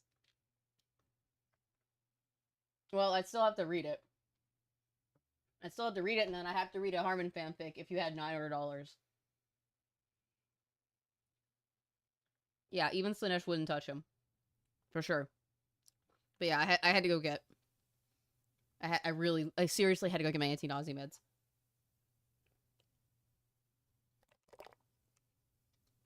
Because this is so beyond disgusting. I'm so disgusted right now. We're almost there. We need another 37 pages. What do you know, Isabel? American asked. Isabel grimaced. She wrung her hands in front of her and stared. Oh, well, we already did that. I can't imagine why. Well, I'm just saying, now that he's gone, what's to stop his brethren from coming down on this place and taking it for their own? If we're in no condition to defend ourselves, then... Oh, that's not trouble. That's no trouble, American said. Celia will do it. Huh? Celia blinked. I will? Celia asked blankly. If you can help them fortify this place and keep it secure, the girls can live here and make this place their own. Elenway tapped her hand on the table. American is right, Elenway said. We need to start splitting up and taking more of an offensive. We need to recruit new allies and protect those who would be willing to fight for us. Her eyes glittered. Solio, you're the only one here. Why is that capitalized? You're the only one they can completely trust. It has to be you. She fell silent. She stared down at the table, her lips pursed. They need you, Solio, American told her. You're the only one who can prepare them for whatever's coming. Solio still did not look convinced. Your husband won't be alone, Elenway said. I'll be with him if it makes you feel more comfortable. Elenway glowered at her, but before she could respond, American shook his head, silencing her. Isabel leaned forward. Solio, Isabel gripped her arm. We do need you here.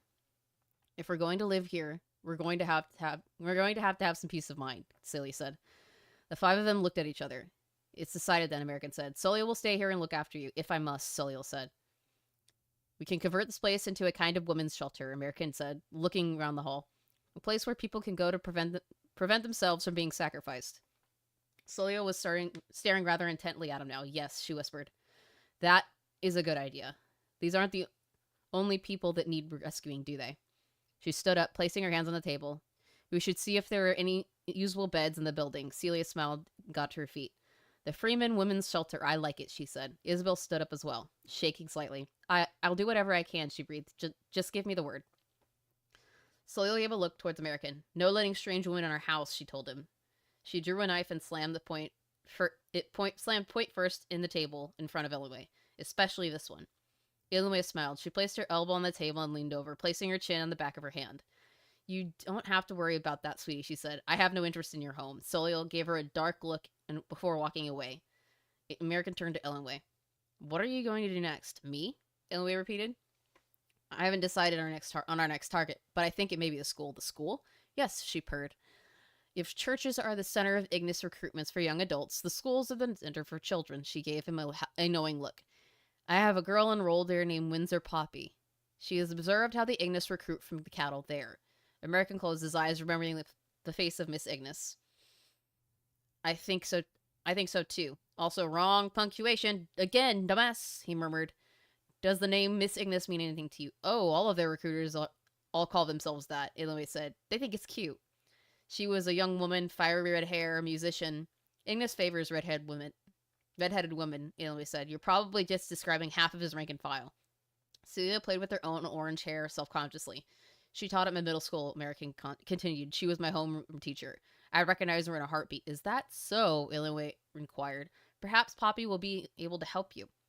She's at school now. I'll let her know that you're coming. American nodded and got to his feet. I'll be heading out then, he nodded, at Isabel smiling. Take care of my wife for me, will you? Okay? I'll be back to collect her when you're all settled in. Yes, Isabel said, alarmed. Affirmative, Celia said. We will be waiting your return. All this fucking sucks. All of it fucking sucks. The boy at the top of the roof of the school building sat at the top of the roof of the school building, staring out over the horizon. A discarded pack of juice lay next to him on the concrete. He had just walked out of class. The teacher just let him do it. No one stopped him, no one cared, and as a result, he was bored. The Ignis just let him do whatever he wanted, and there was no thrill in it. A penny for your thoughts? Ichiro looked up. Standing there on the side of the building was a smiling girl in green. She was about his age, with long blonde hair. Why is he really has a thing for blondes? I don't know why I'm asking why, but we know he has a thing for blondes. It was tied up in 2 different tails and trailed all the way down her back. He had seen her around several times over the past week, and more than once their eyes had met. May I join you? She asked conversationally. The boy gave her a look. You don't go to school here, do you? He asked her. I do now, she said cheerfully. She moved and stepped up beside him. I'm Windsor Poppy. I'm here to destroy the Ignis. The boy laughed. It can't be done, he said. Why would you? If you tried, they would. He stopped. The gears in his head were turning. They would try to stop you, he said slowly. He curled his fingers into a fist and punched his other hand. Poppy was staring at him, her eyes falling on the baseball bat strapped to his back. Do you want to fight them too? She said, a little cautiously. Sure, the boy said. If you'll go on a date with me after we're done here today. Deal, she said, clinging onto his arm. They turned and made their way down the building. I told you my name, the girl said brightly. What's yours? Ichiro. The boy said, Takamura. God, this is so fucking stupid. Because he's stupid. That's why. Hardly anyone was in class. The only 2 people who took school seriously here was desperately trying to transfer into any other school in the state. Drugs were out in the open. Fights broke out in the regular. Girls openly bragged about flings with their teachers. This reminds me of a saying, Poppy said, as they watched a girl make out with 3 different guys in the hallway. In today's degenerate society, the only way left to rebel is to be a good person. He gave her a look. I like that, he said. She smiled at him. There are others like this, she said. We're not alone. We just have to find a place where we belong, that's all. I think I know how, he said. Follow my lead. Poppy went with him as he approached the girl and the 3 boyfriends. The girl stopped and looked up at him. Get in line, she said rudely. I'm not into sluts, Ichiro told her. Poppy let out a reassuring... You should say a reassuring coo, dumbass, and leaned her hand onto his shoulder. The slut stared at him, her expression hard. Her boyfriends all looked at her. She snapped her fingers, and immediately all 3 of them advanced towards Ichiro, towards him. Ichiro stared at him coldly. Fuck off, one of them said. He raised his hands and tried to shove Ichiro. Ichiro shoved back, and the boy went flying. He slammed into the wall and slumped over unconscious. Doot. Yeah, this shit is really bad. I'm grossed out. I'm beyond grossed out. I'm so grossed out. Blech. And I think you're a bot. So bye. The slut screamed in rage, and the other 2 advanced. Ichiro fought them both at once, knocking them to the ground. The slut stood up, drawing a long knife from her pouch, and leapt at him, blade raised. Poppy grabbed her arm. A lady never fights, she told her sharply. The slut barely knew what hit her when the air was pulled directly from her lungs. She gagged, falling face-forward onto the floor, unable to breathe. Poppy stared down at her, smiling serenely as she turned back to face Ichigo. What exactly was the purpose of this, she asked. He held out his hand to her as she took it, wrapping her fingers around his. I thought you were prettier than her, he said. That makes no sense. That makes no fucking sense. That makes no fucking sense. Poppy bounced up and down on her heels. Ooh, did you? She purred. Thank you. A woman stepped towards them. Her severe eyes glinted dangerously behind her horn-rimmed glasses. Problem glasses. She was a sadist who took pleasure in torturing kids whenever she had half an opportunity. That will be enough of that, she said sharply. Both of you will be... I'm not reading that. Ichiro grabbed her by the scruff of the neck and slammed her head against the locker. It shattered the metal upon contact, shattering her skull into pieces. She was killed instantly. Poppy, who had been screamed at by this woman more than once over the past week, cheered as her limp body fell to the floor. The age of Ignis is over, he growled, shaking her limp body wildly. Anyone who wants to fight for them better step up now. His eyes ran over the crowd. Instantly, a boy wearing a trench coat reached into his side pocket and pulled the Glock. Bam, bam, bam. Poppy raised her hands, and the gun's bullets stopped in midair. The boy froze, his eyes wide, as his now empty gun clicked helplessly as Ichiro advanced towards him. With one brutal swing of his arm, Ichiro clobbered him to the ground. Who's next? Ichiro challenged. I think he wanted to call him Ichigo. I think he did. Turning around to face the crowd of people who had come out to fight him. FBI, open up. Yep. Harman's writing style is entirely informed by anime cliches. Oh, yeah. But he doesn't understand anime either. He has no grasp of anime whatsoever. Girl dressed in a bright red hoodie shot towards him. The fire erupting from her feet propelled her like a jet engine. She screamed in rage and fury as she went for a tackle. Crunch. Ichiro slammed her to the ground with a punch, catching her completely off guard. He glared upward, his eyes glinting. This school, he drawled. I hate all of it. I hate everything that Ignis has done to all of you. Another witch let out a cry and hurled the fireball at him. Poppy stepped forward and with a wide sweep of her cloak, vanished it into the air. Into thin air. That's fucking stupid. The girl grimaced and braced herself. You are of the Windsor, yes, she rasped. You are foolish to come against me. Poppy stepped forward, eyeing her intently. Poppy smiled at her with a tranquil fury. Foolish? For not simply standing by and allowing you to destroy yourselves? The girl braced herself, taking a small step back. Poppy held her arms forward and focused her magical energy. The girl fired her own aura, and they clashed in midair. It wasn't even a contest. Poppy's powers were so much greater than that they completely overwhelmed the other girls. She let out a scream of pain as she was blown backward into unconsciousness. Poppy raised a single finger upward as she took a step back. Let that be a lesson to you all, she said. Ignis promises you the power to take whatever you want, but never forget that others are also given the same right. This freedom that you use to oppress others will suppress you. They too will be crushed. Poppy froze. She turned around. Standing there in the doorway to the room was a woman with wild red hair. She surveyed them with an almost bored expression. Poppy took a step back. Be wary of this one, she told Ichiro quickly. I know, Ichiro said. That's Miss Ignis. Miss Ignis stood around the crowd of frightened children and frowned. She stepped forward, her heels clicking on the floor, and advanced towards them. So this is how you use your freedom, she said, clicking her tongue, to take away the freedom of others. She came to a stop in front of them. She breathed out, and an intense burst of smoke erupted from her nostrils. Poppy took a step back, and Ichiro stepped in front of her, his fist raised. Identify yourself, witch, Ichiro growled, gripping the back in its hands. That's another one. Ban. I want to do this. So now, like, only subscribers can... Okay, we're doing that. That's what we're going to do. Stopping people from destroying themselves by destroying the people. Genius, right? Only a toddler would think of that.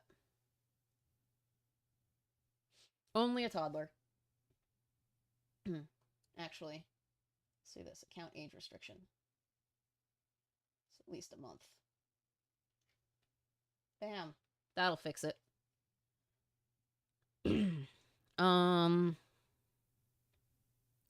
Where was I? Who are you? His intense aura radiating off of his body in thick blue waves. Poppy turned to look at him, a little taken aback. His natural power was abnormal. Ignis watched him carefully, her glasses glinting. Ichiro Takamura, she said. Together with a Windsor witch. Is this a declaration of war? No, Ichiro said. This is going to be a massacre. Miss Ignis threw back her head and laughed. Oh, you always were a riot child, she said. It's always been difficult to control these born with true power. Or those born with true power. You, Ichiro, very well may be the strongest to ever set foot in these halls. Her eyes flashed at him. But that doesn't mean that you have the right to challenge us. She pointed a long finger at him. You are a threat to our freedom. Eye roll. Ichiro glowered at her. Poppy stepped up behind him. Our master has a saying, Poppy said. The Ignis have become slaves to their own freedom. Doing whatever you want has led to a culture where no one does anything that isn't to their own benefit. And you continue to talk like you understand anything. Harman, you don't. Shut up. Miss Ignis glowered at her. Spoken like a true slave, she said, Diana. The girl from among the crowd stepped forward. Miss Ignis gave her a head a little pat and stroked her hair as she turned to face them. Prove yourself, Ignis said. Fight the boy. Ichiro glowered at her. If you think I won't hit a girl, you're sadly mistaken. Diana stepped forward. She ran a hand through her long black hair and threw it back. Heed, mortals, she said pompously. Your flesh will be burned to ash, and your blood will be feasted on by the crow. She barely had time to react as Ichiro lunged towards her. He swung a fist at her, and she narrowly ducked. Diana growled and curled her hand into a fist. An intense burst of flame emanated from it, and she struck forward, straight towards his chest. The Ignis Fire Fist is a martial art designed to take full advantage of the demonic fire of the archfiend Ignis. The idea is to harness the intense flames of the creature and condense them into a hyper-specific way, resembling the intensity of a blowtorch. This approach led to even light taps being able to burn through bone and tendons, and to increase the speed and power of strikes by using the intensity of the flames as a sort of jet propulsion system. Even in an amateur's hands, was a style that could easily overpower even trained fighters. She was not prepared for what she was going up against. Ichiro reached for his back and pulled out a metallic baseball bat he carried around with him everywhere. This is literally anime exposition. It's also the most ADHD writing I have ever come across. There is no focus whatsoever. Ichiro swung the bat at her with incredible force. She raised her hand and tried to slice through it with her hand. Slice through it. The bat melted at her touch. She lunged forward, intent on taking Ichiro's heart, but he swung the bat back around. The melted metal flung into her eyes, and she cried out in pain, staggering around wildly. "Stupid girl," Miss Ignis hissed, as Ichiro took the remains of the bat in one hand and grabbed her with the other. Diana flailed around about helplessly as Ichiro smashed the handle of the bat across her face. She crumpled like a sack of potatoes as Ichiro pulled back, tossing the handle of the bat aside. The boy standing idly by, holding a knife, was hit in the face, and he too recoiled. Ichiro stood tall, his aura rolling off him in waves as he stared down Miss Ignis. "You've always been strong," Miss Ignis commented as she looked at him. "But you've never fought us like this before." She floated forward, her heels leaving the ground. "What has changed?" Ichiro glowered at her. "I met a girl." "Gay!" "A girl," Ignis repeated, laughing a little. "Surely you don't mean the Windsor." She spoke contemptuously. "Windsor, Illinois will be crushed, along with her allies." She charged towards him. Ichiro raised his hands and tried to stop her, but she pummeled him with a flaming fist. His aura barely managed to protect him as he was thrown back. Poppy let out a cry and leapt forward, spinning wildly in circles. An intense barrage of wind erupted from her. Her spinning rotations led to the birth of a miniature tornado. People screamed as they were slowly dragged into the vortex. Miss Ignis stood there as the tornado wrapped around her, at an incredible speed to rip her apart. Ignis raised her hand and fired a single fireball down to the Eye of Storm. Ah! It was a direct hit. Poppy fell backward, her tornado dissipating in seconds, her eyes wide. "You are very inexperienced," Miss Ignis told her flatly as she slammed into the ground. "You thought that you could simply overpower me, but I am an Ignis witch. I will not be so easily destroyed." Ichiro glanced down at Poppy. He did not move to help her up. "Get up," he hissed. Poppy shakily sat up and shook her head. "Her power is incredible," she murmured. She's fought our kind before. She lifted off the ground and landed lightly on her feet. She swayed slightly, shaking her head to reorient herself. "Perhaps she is too much for us. I cannot simply just let you leave," Ignis stated, her red hair billowing behind her. "There it is again. No, you both will be made an example of." Poppy took a step back. "Ichiro," she said, "we can't win. We have to leave." "No." Poppy stared at him, her eyes wide. "A man doesn't back down from any challenge," Ichiro said. "I fight until I win." "You're retarded." Miss Ignis threw her body back and laughed. "What a pig-headed boy. Just like Harman." She kicked her leg back. An intense jet of flame shot out from it. She shot across the room and lunged for Ichiro. He tried to stop her as he did last time, but without his bat, he didn't have the range she needed. She cut in between his uppercut and swerved, punching him across the cheek. This time the blow burned a hole right through his face. He tried to defend himself, bringing up his fist to block, but this time he was dealing with a true master of the Ignis Fire Fist. She darted around at all angles, propelled by an intense flame, slamming into him with her fists, elbows, and knees. Ichiro felt his flesh burn away every time he was hit. He tried not to scream as she attacked him. "No," Poppy screamed. "Stop." She raised a hand and shot a magical blast at her. Ignis turned around and raised her hand to fire back. Rah! Arrah! Ichiro lunged forward and grabbed the witch's leg. Miss Ignis let out a cry as she was swung up and over the boy's head. The shot meant for Poppy, narrowly missing her head as Miss Ignis was brought down, slammed into the ground. The woman grimaced, and an intense heat emanated from her leg, catching Ichiro square in the face. He didn't even flinch as he pulled her back and slammed her down again. The intensity of the flames increased as Ignis tried to force himself away from him, but Ichiro took the flames, barely even flinching, as he swung her back and forth. Faster and harder. The flames from Ignis increased in size and ferocity, to the point that the school itself had caught fire. By this point, the crowd had dispersed out of fear and panic. Poppy stood among the panicking people, coughing slightly as the smoke and flame began to grow. Ichiro, she screamed into the flame. If you keep this up, you're going to die. The attack continued. Ichiro did not stop the assault, and Miss Ignis did not stop spraying flames everywhere. The room caught fire in several different directions. Soon enough, Poppy was using her powers to blow the smoke away so that she could breathe. So dumb. For someone who considers himself anti-woke, it's ironic Harman fails to realize that people hate woke media is because it's preachy. Yep. I would actually love to see this as a comic, because the art would be somewhere between Sonichu and How to Draw a Manga Book. Yep. I can see that. Ichiro, she screamed. Ichiro. Ichiro gagged. He couldn't breathe. The smoke was becoming too much. His grip on Ignis's leg had slipped, and she ripped herself out of his grip. Rah! Rah! Rah! She raised her hands and blasted at him with an intense blast of pure energy. Poppy shot forward, and the two of them moved in conjunction to stop the blast in midair with their own blast. Come on, Poppy insisted as she grabbed hold of his arm. Take in several deep breaths.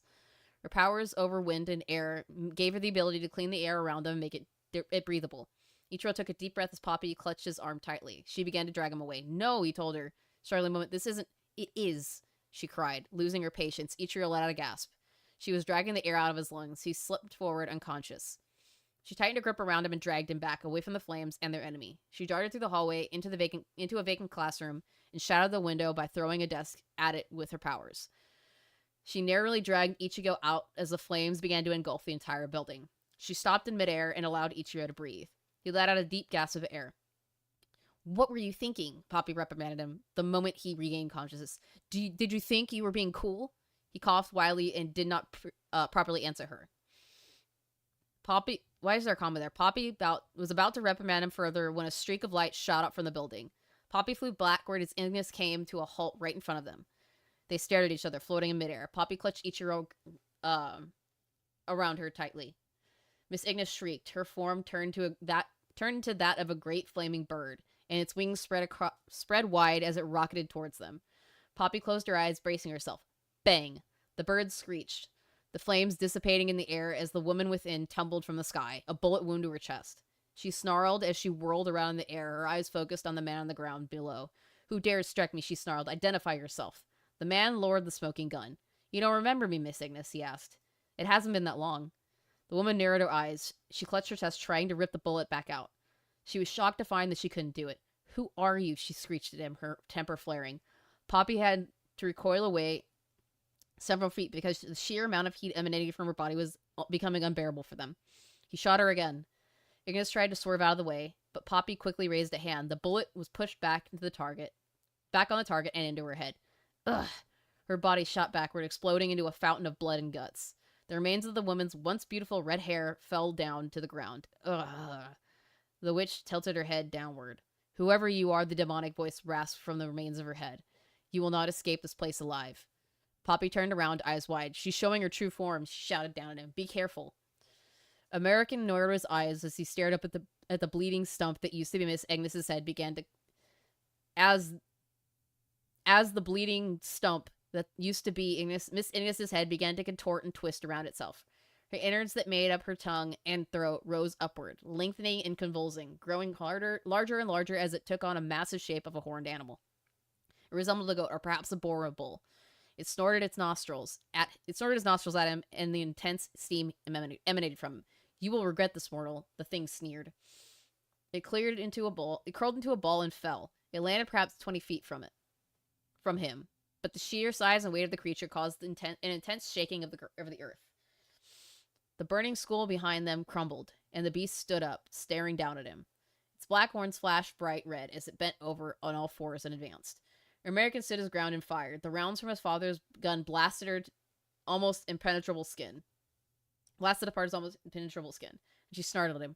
What is that weapon? You still don't remember, American asked. My father sacrificed himself to give this to me, so I could protect myself from you. It is now fulfilling its purpose. His sacrifice will not be in vain. Your father, she repeated as he blasted her again. No, Freeman? He shot her again, blasting apart more of her head. She grimaced, bracing her hooves against the ground as she stared at him. So the prodigal son returns, she said quietly. We wondered when you might. You and Sinistra, you mean? Sinistra? She looked confused for a moment and then laughed. Ah, yes, the girl, yes. I suppose she too speaks of you fondly. Where is Sinistra now? American asked as he stepped forward. She has long ago surpassed me, Miss Ignis answered. She is by far the greatest witch I have ever helped train. She is the one who will usher in a new age of prosperity for the Ignis. She smiled at him wryly. I hope you were prepared to die, American Freeman, she said. He shot her one last time and she fell back. Her true form, the one that she only showed to her greatest enemies, was no match for him. He looked up at Poppy as Poppy descended on them, carrying Ichiro in her grasp. The moment they hit the ground, she fell to her knees, gasping for breath. Ichiro staggered slightly and stood slumped over. He looked upward at American. You made it look easy, he rasped. You two look the worse for wear, American said quietly. Get in the car. Ichiro bent over and picked up Poppy. She let out a surprised squeak as he lifted her off the ground. Hey, she said, blushing somewhat. I can walk without you. Yeah, but you don't want to. Poppy threw her head back and groaned. You can see right through me. American said nothing as Ichiro carried the witch into the car. He set her down in the back seat and sat down beside her. She sighed, adjusting her head to lay in his lap. Everything worked out, she murmured quietly as American made his way to the driver's seat. We both almost died, but it was fun. She tilted her head upward to look at him, blinking owlishly. I'm glad we're fighting back, Ichiro said. Even if we die, what we're doing is right. She smiled at him. That's right, she said softly. But we're not going to enjoy our victory if we throw our lives away for no reason. Next time, let's be a little more considerate, okay? Yeah, headshots, guts, blood, and brain. Yeah, he's fucking stupid. Are you surprised, Rob Streams? Are you surprised? He's fucking dumb. We know he's fucking dumb. Ugh. Like and share the stream, guys. God. Fucking we're almost there. We're almost there. 15 more pages and I'm done.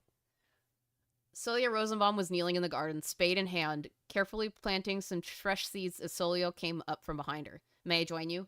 Oh, of course, Celia said, and Celia kneeled beside her. I didn't know you liked gardening. I don't, Celia said, so bluntly that it made Celia laugh. But I want to talk to you. Well, it'll be good for you to try new things, Celia said warmly. She took a look around the garden. This place was a real church once, she said, a bit solemn. You could tell this garden used to be well cared for, but under the Ignis, they simply let it grow wild. It's sad. Yes, Celia said. Sorry about that, excuse me. Her voice heavy. I've been frozen for 20 years, Celia murmured. I suppose in some ways I'm no different than this land. She tapped the soil with her spade. I've been through a lot, but I'll recover, and hopefully do some good in the world. 50 more pages and I'm done with, like, today. I'm done reading for today, but I'll be back tomorrow morning to read more of this shit. That's a good way of thinking, Celia told her. I'm not sure I would do the same if I had been through what you had.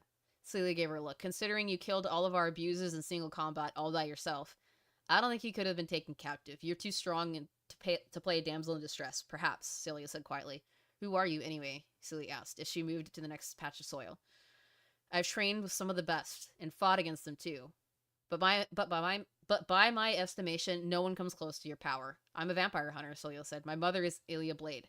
Celia gave her a surprised look. What? She said. She only had one son. She shook her head wildly. Forgive me, she said. I keep forgetting. I've been in stasis for so long that I don't understand the current state of the world. When were you born? 1980, she said promptly. My sister and I were captured in battle in 2000, and kept in ice since then. You don't look a day over 20. Thank you, Celia said. But that is the purpose of cryogenics, to preserve youth. They sat together in silence. I'm sorry if I'm bringing up poor memories, Celia said. No, Celia said immediately. It's because of you that I'm a free woman now. I'm grateful for that. We all are, even the vampire. Goneril had been locked in the church basement. Over the past few days, as the rest of the girls living in shelter worked tirelessly to make the old church into a proper home, the vampire had been rampaging around her prison, demanding blood and wanting to know why they had bothered to free her if we were simply going to keep her under lock and key. Celia had been able to procure a number of blood packs for her to consume, but she didn't consider them up to her standards. Perhaps she is in her own way, Celia said, but she's upset that I won't allow her to feed on any of us. I don't work well with vampires, truth be told. I don't know how I'm going to deal with her. Celia said. Is that why you came to talk to me? To ask me for advice? Well, yes, Celia said. You have the most combat experience, and you've been handling all of this better than most. I was thinking you would make a good leader for the shelter, better leader for the shelter than I would. I think you're not giving yourself enough credit, Celia said gently. You're doing a fantastic job. The girls who wouldn't accept anyone else as their leader. Your husband knew that, and I know that too. Celia fell silent, staring at Celia with moving hands. If we liberate the city, Celia said quietly, I'd like for us to be friends. When we liberate it, Celia said. Celia smiled at her. They stood up, Celia holding the spade in her hand. As they made their way back into the shelter, they found the witch, Elson Jillian, standing in the entrance hall, looking agitated. She had pressed an ice pack against her head and was pacing back and forth. Are you feeling any better? Celia asked. As they came to a stop, Jillian shook her head. Not at all, she said. The climate here, it's not my preference, she scowled. This is the work of the accursed Ignis Arkeen.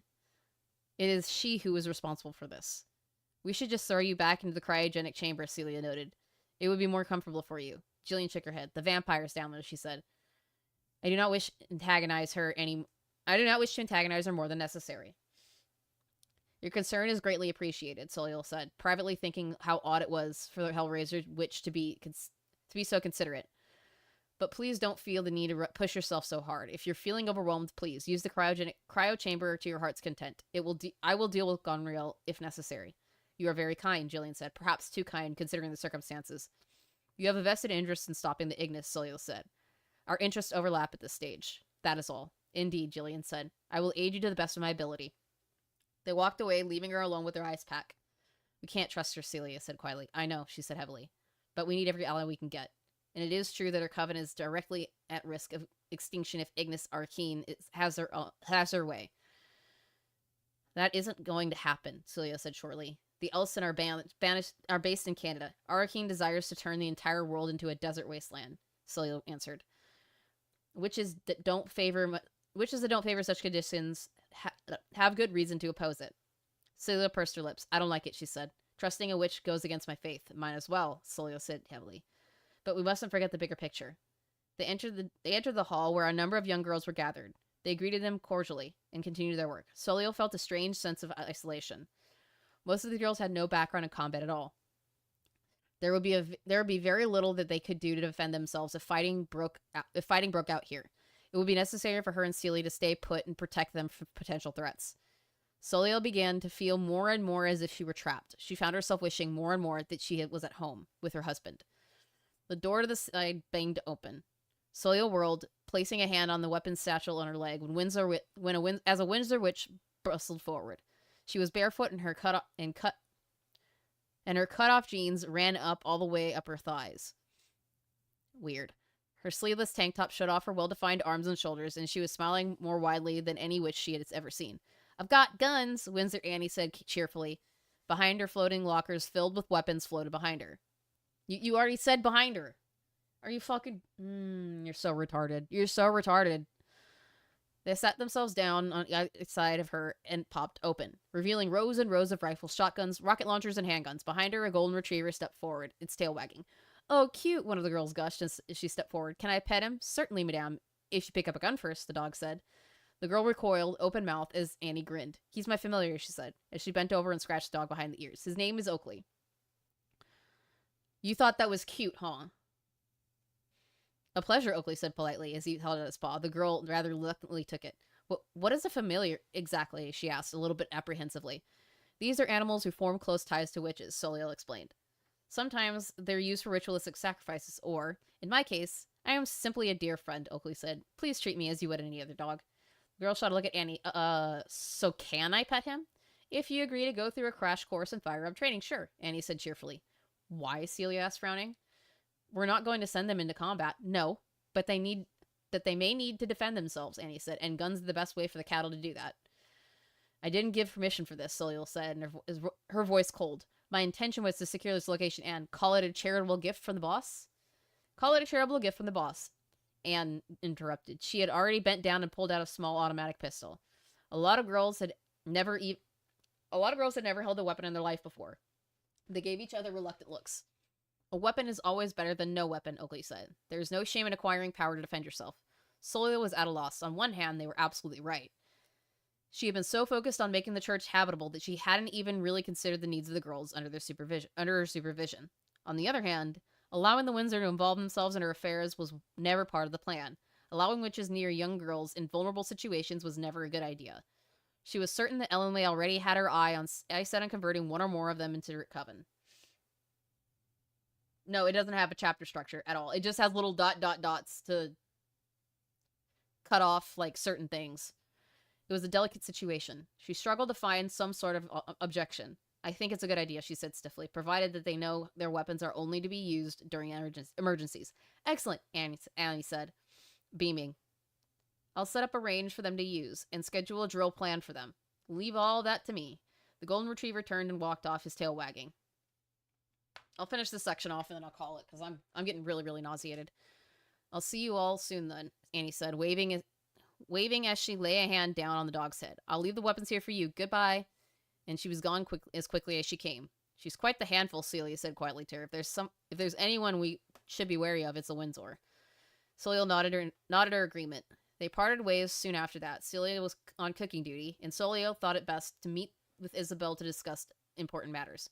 I spoke with Celia earlier about how few fighters we have among the girls here, Celia said. Isabel looked up at her. Oh? I was wondering if you would be able to take the front lines if necessary. Isabel looked down at the table. She looked suddenly very uncomfortable. Oh, she said slowly.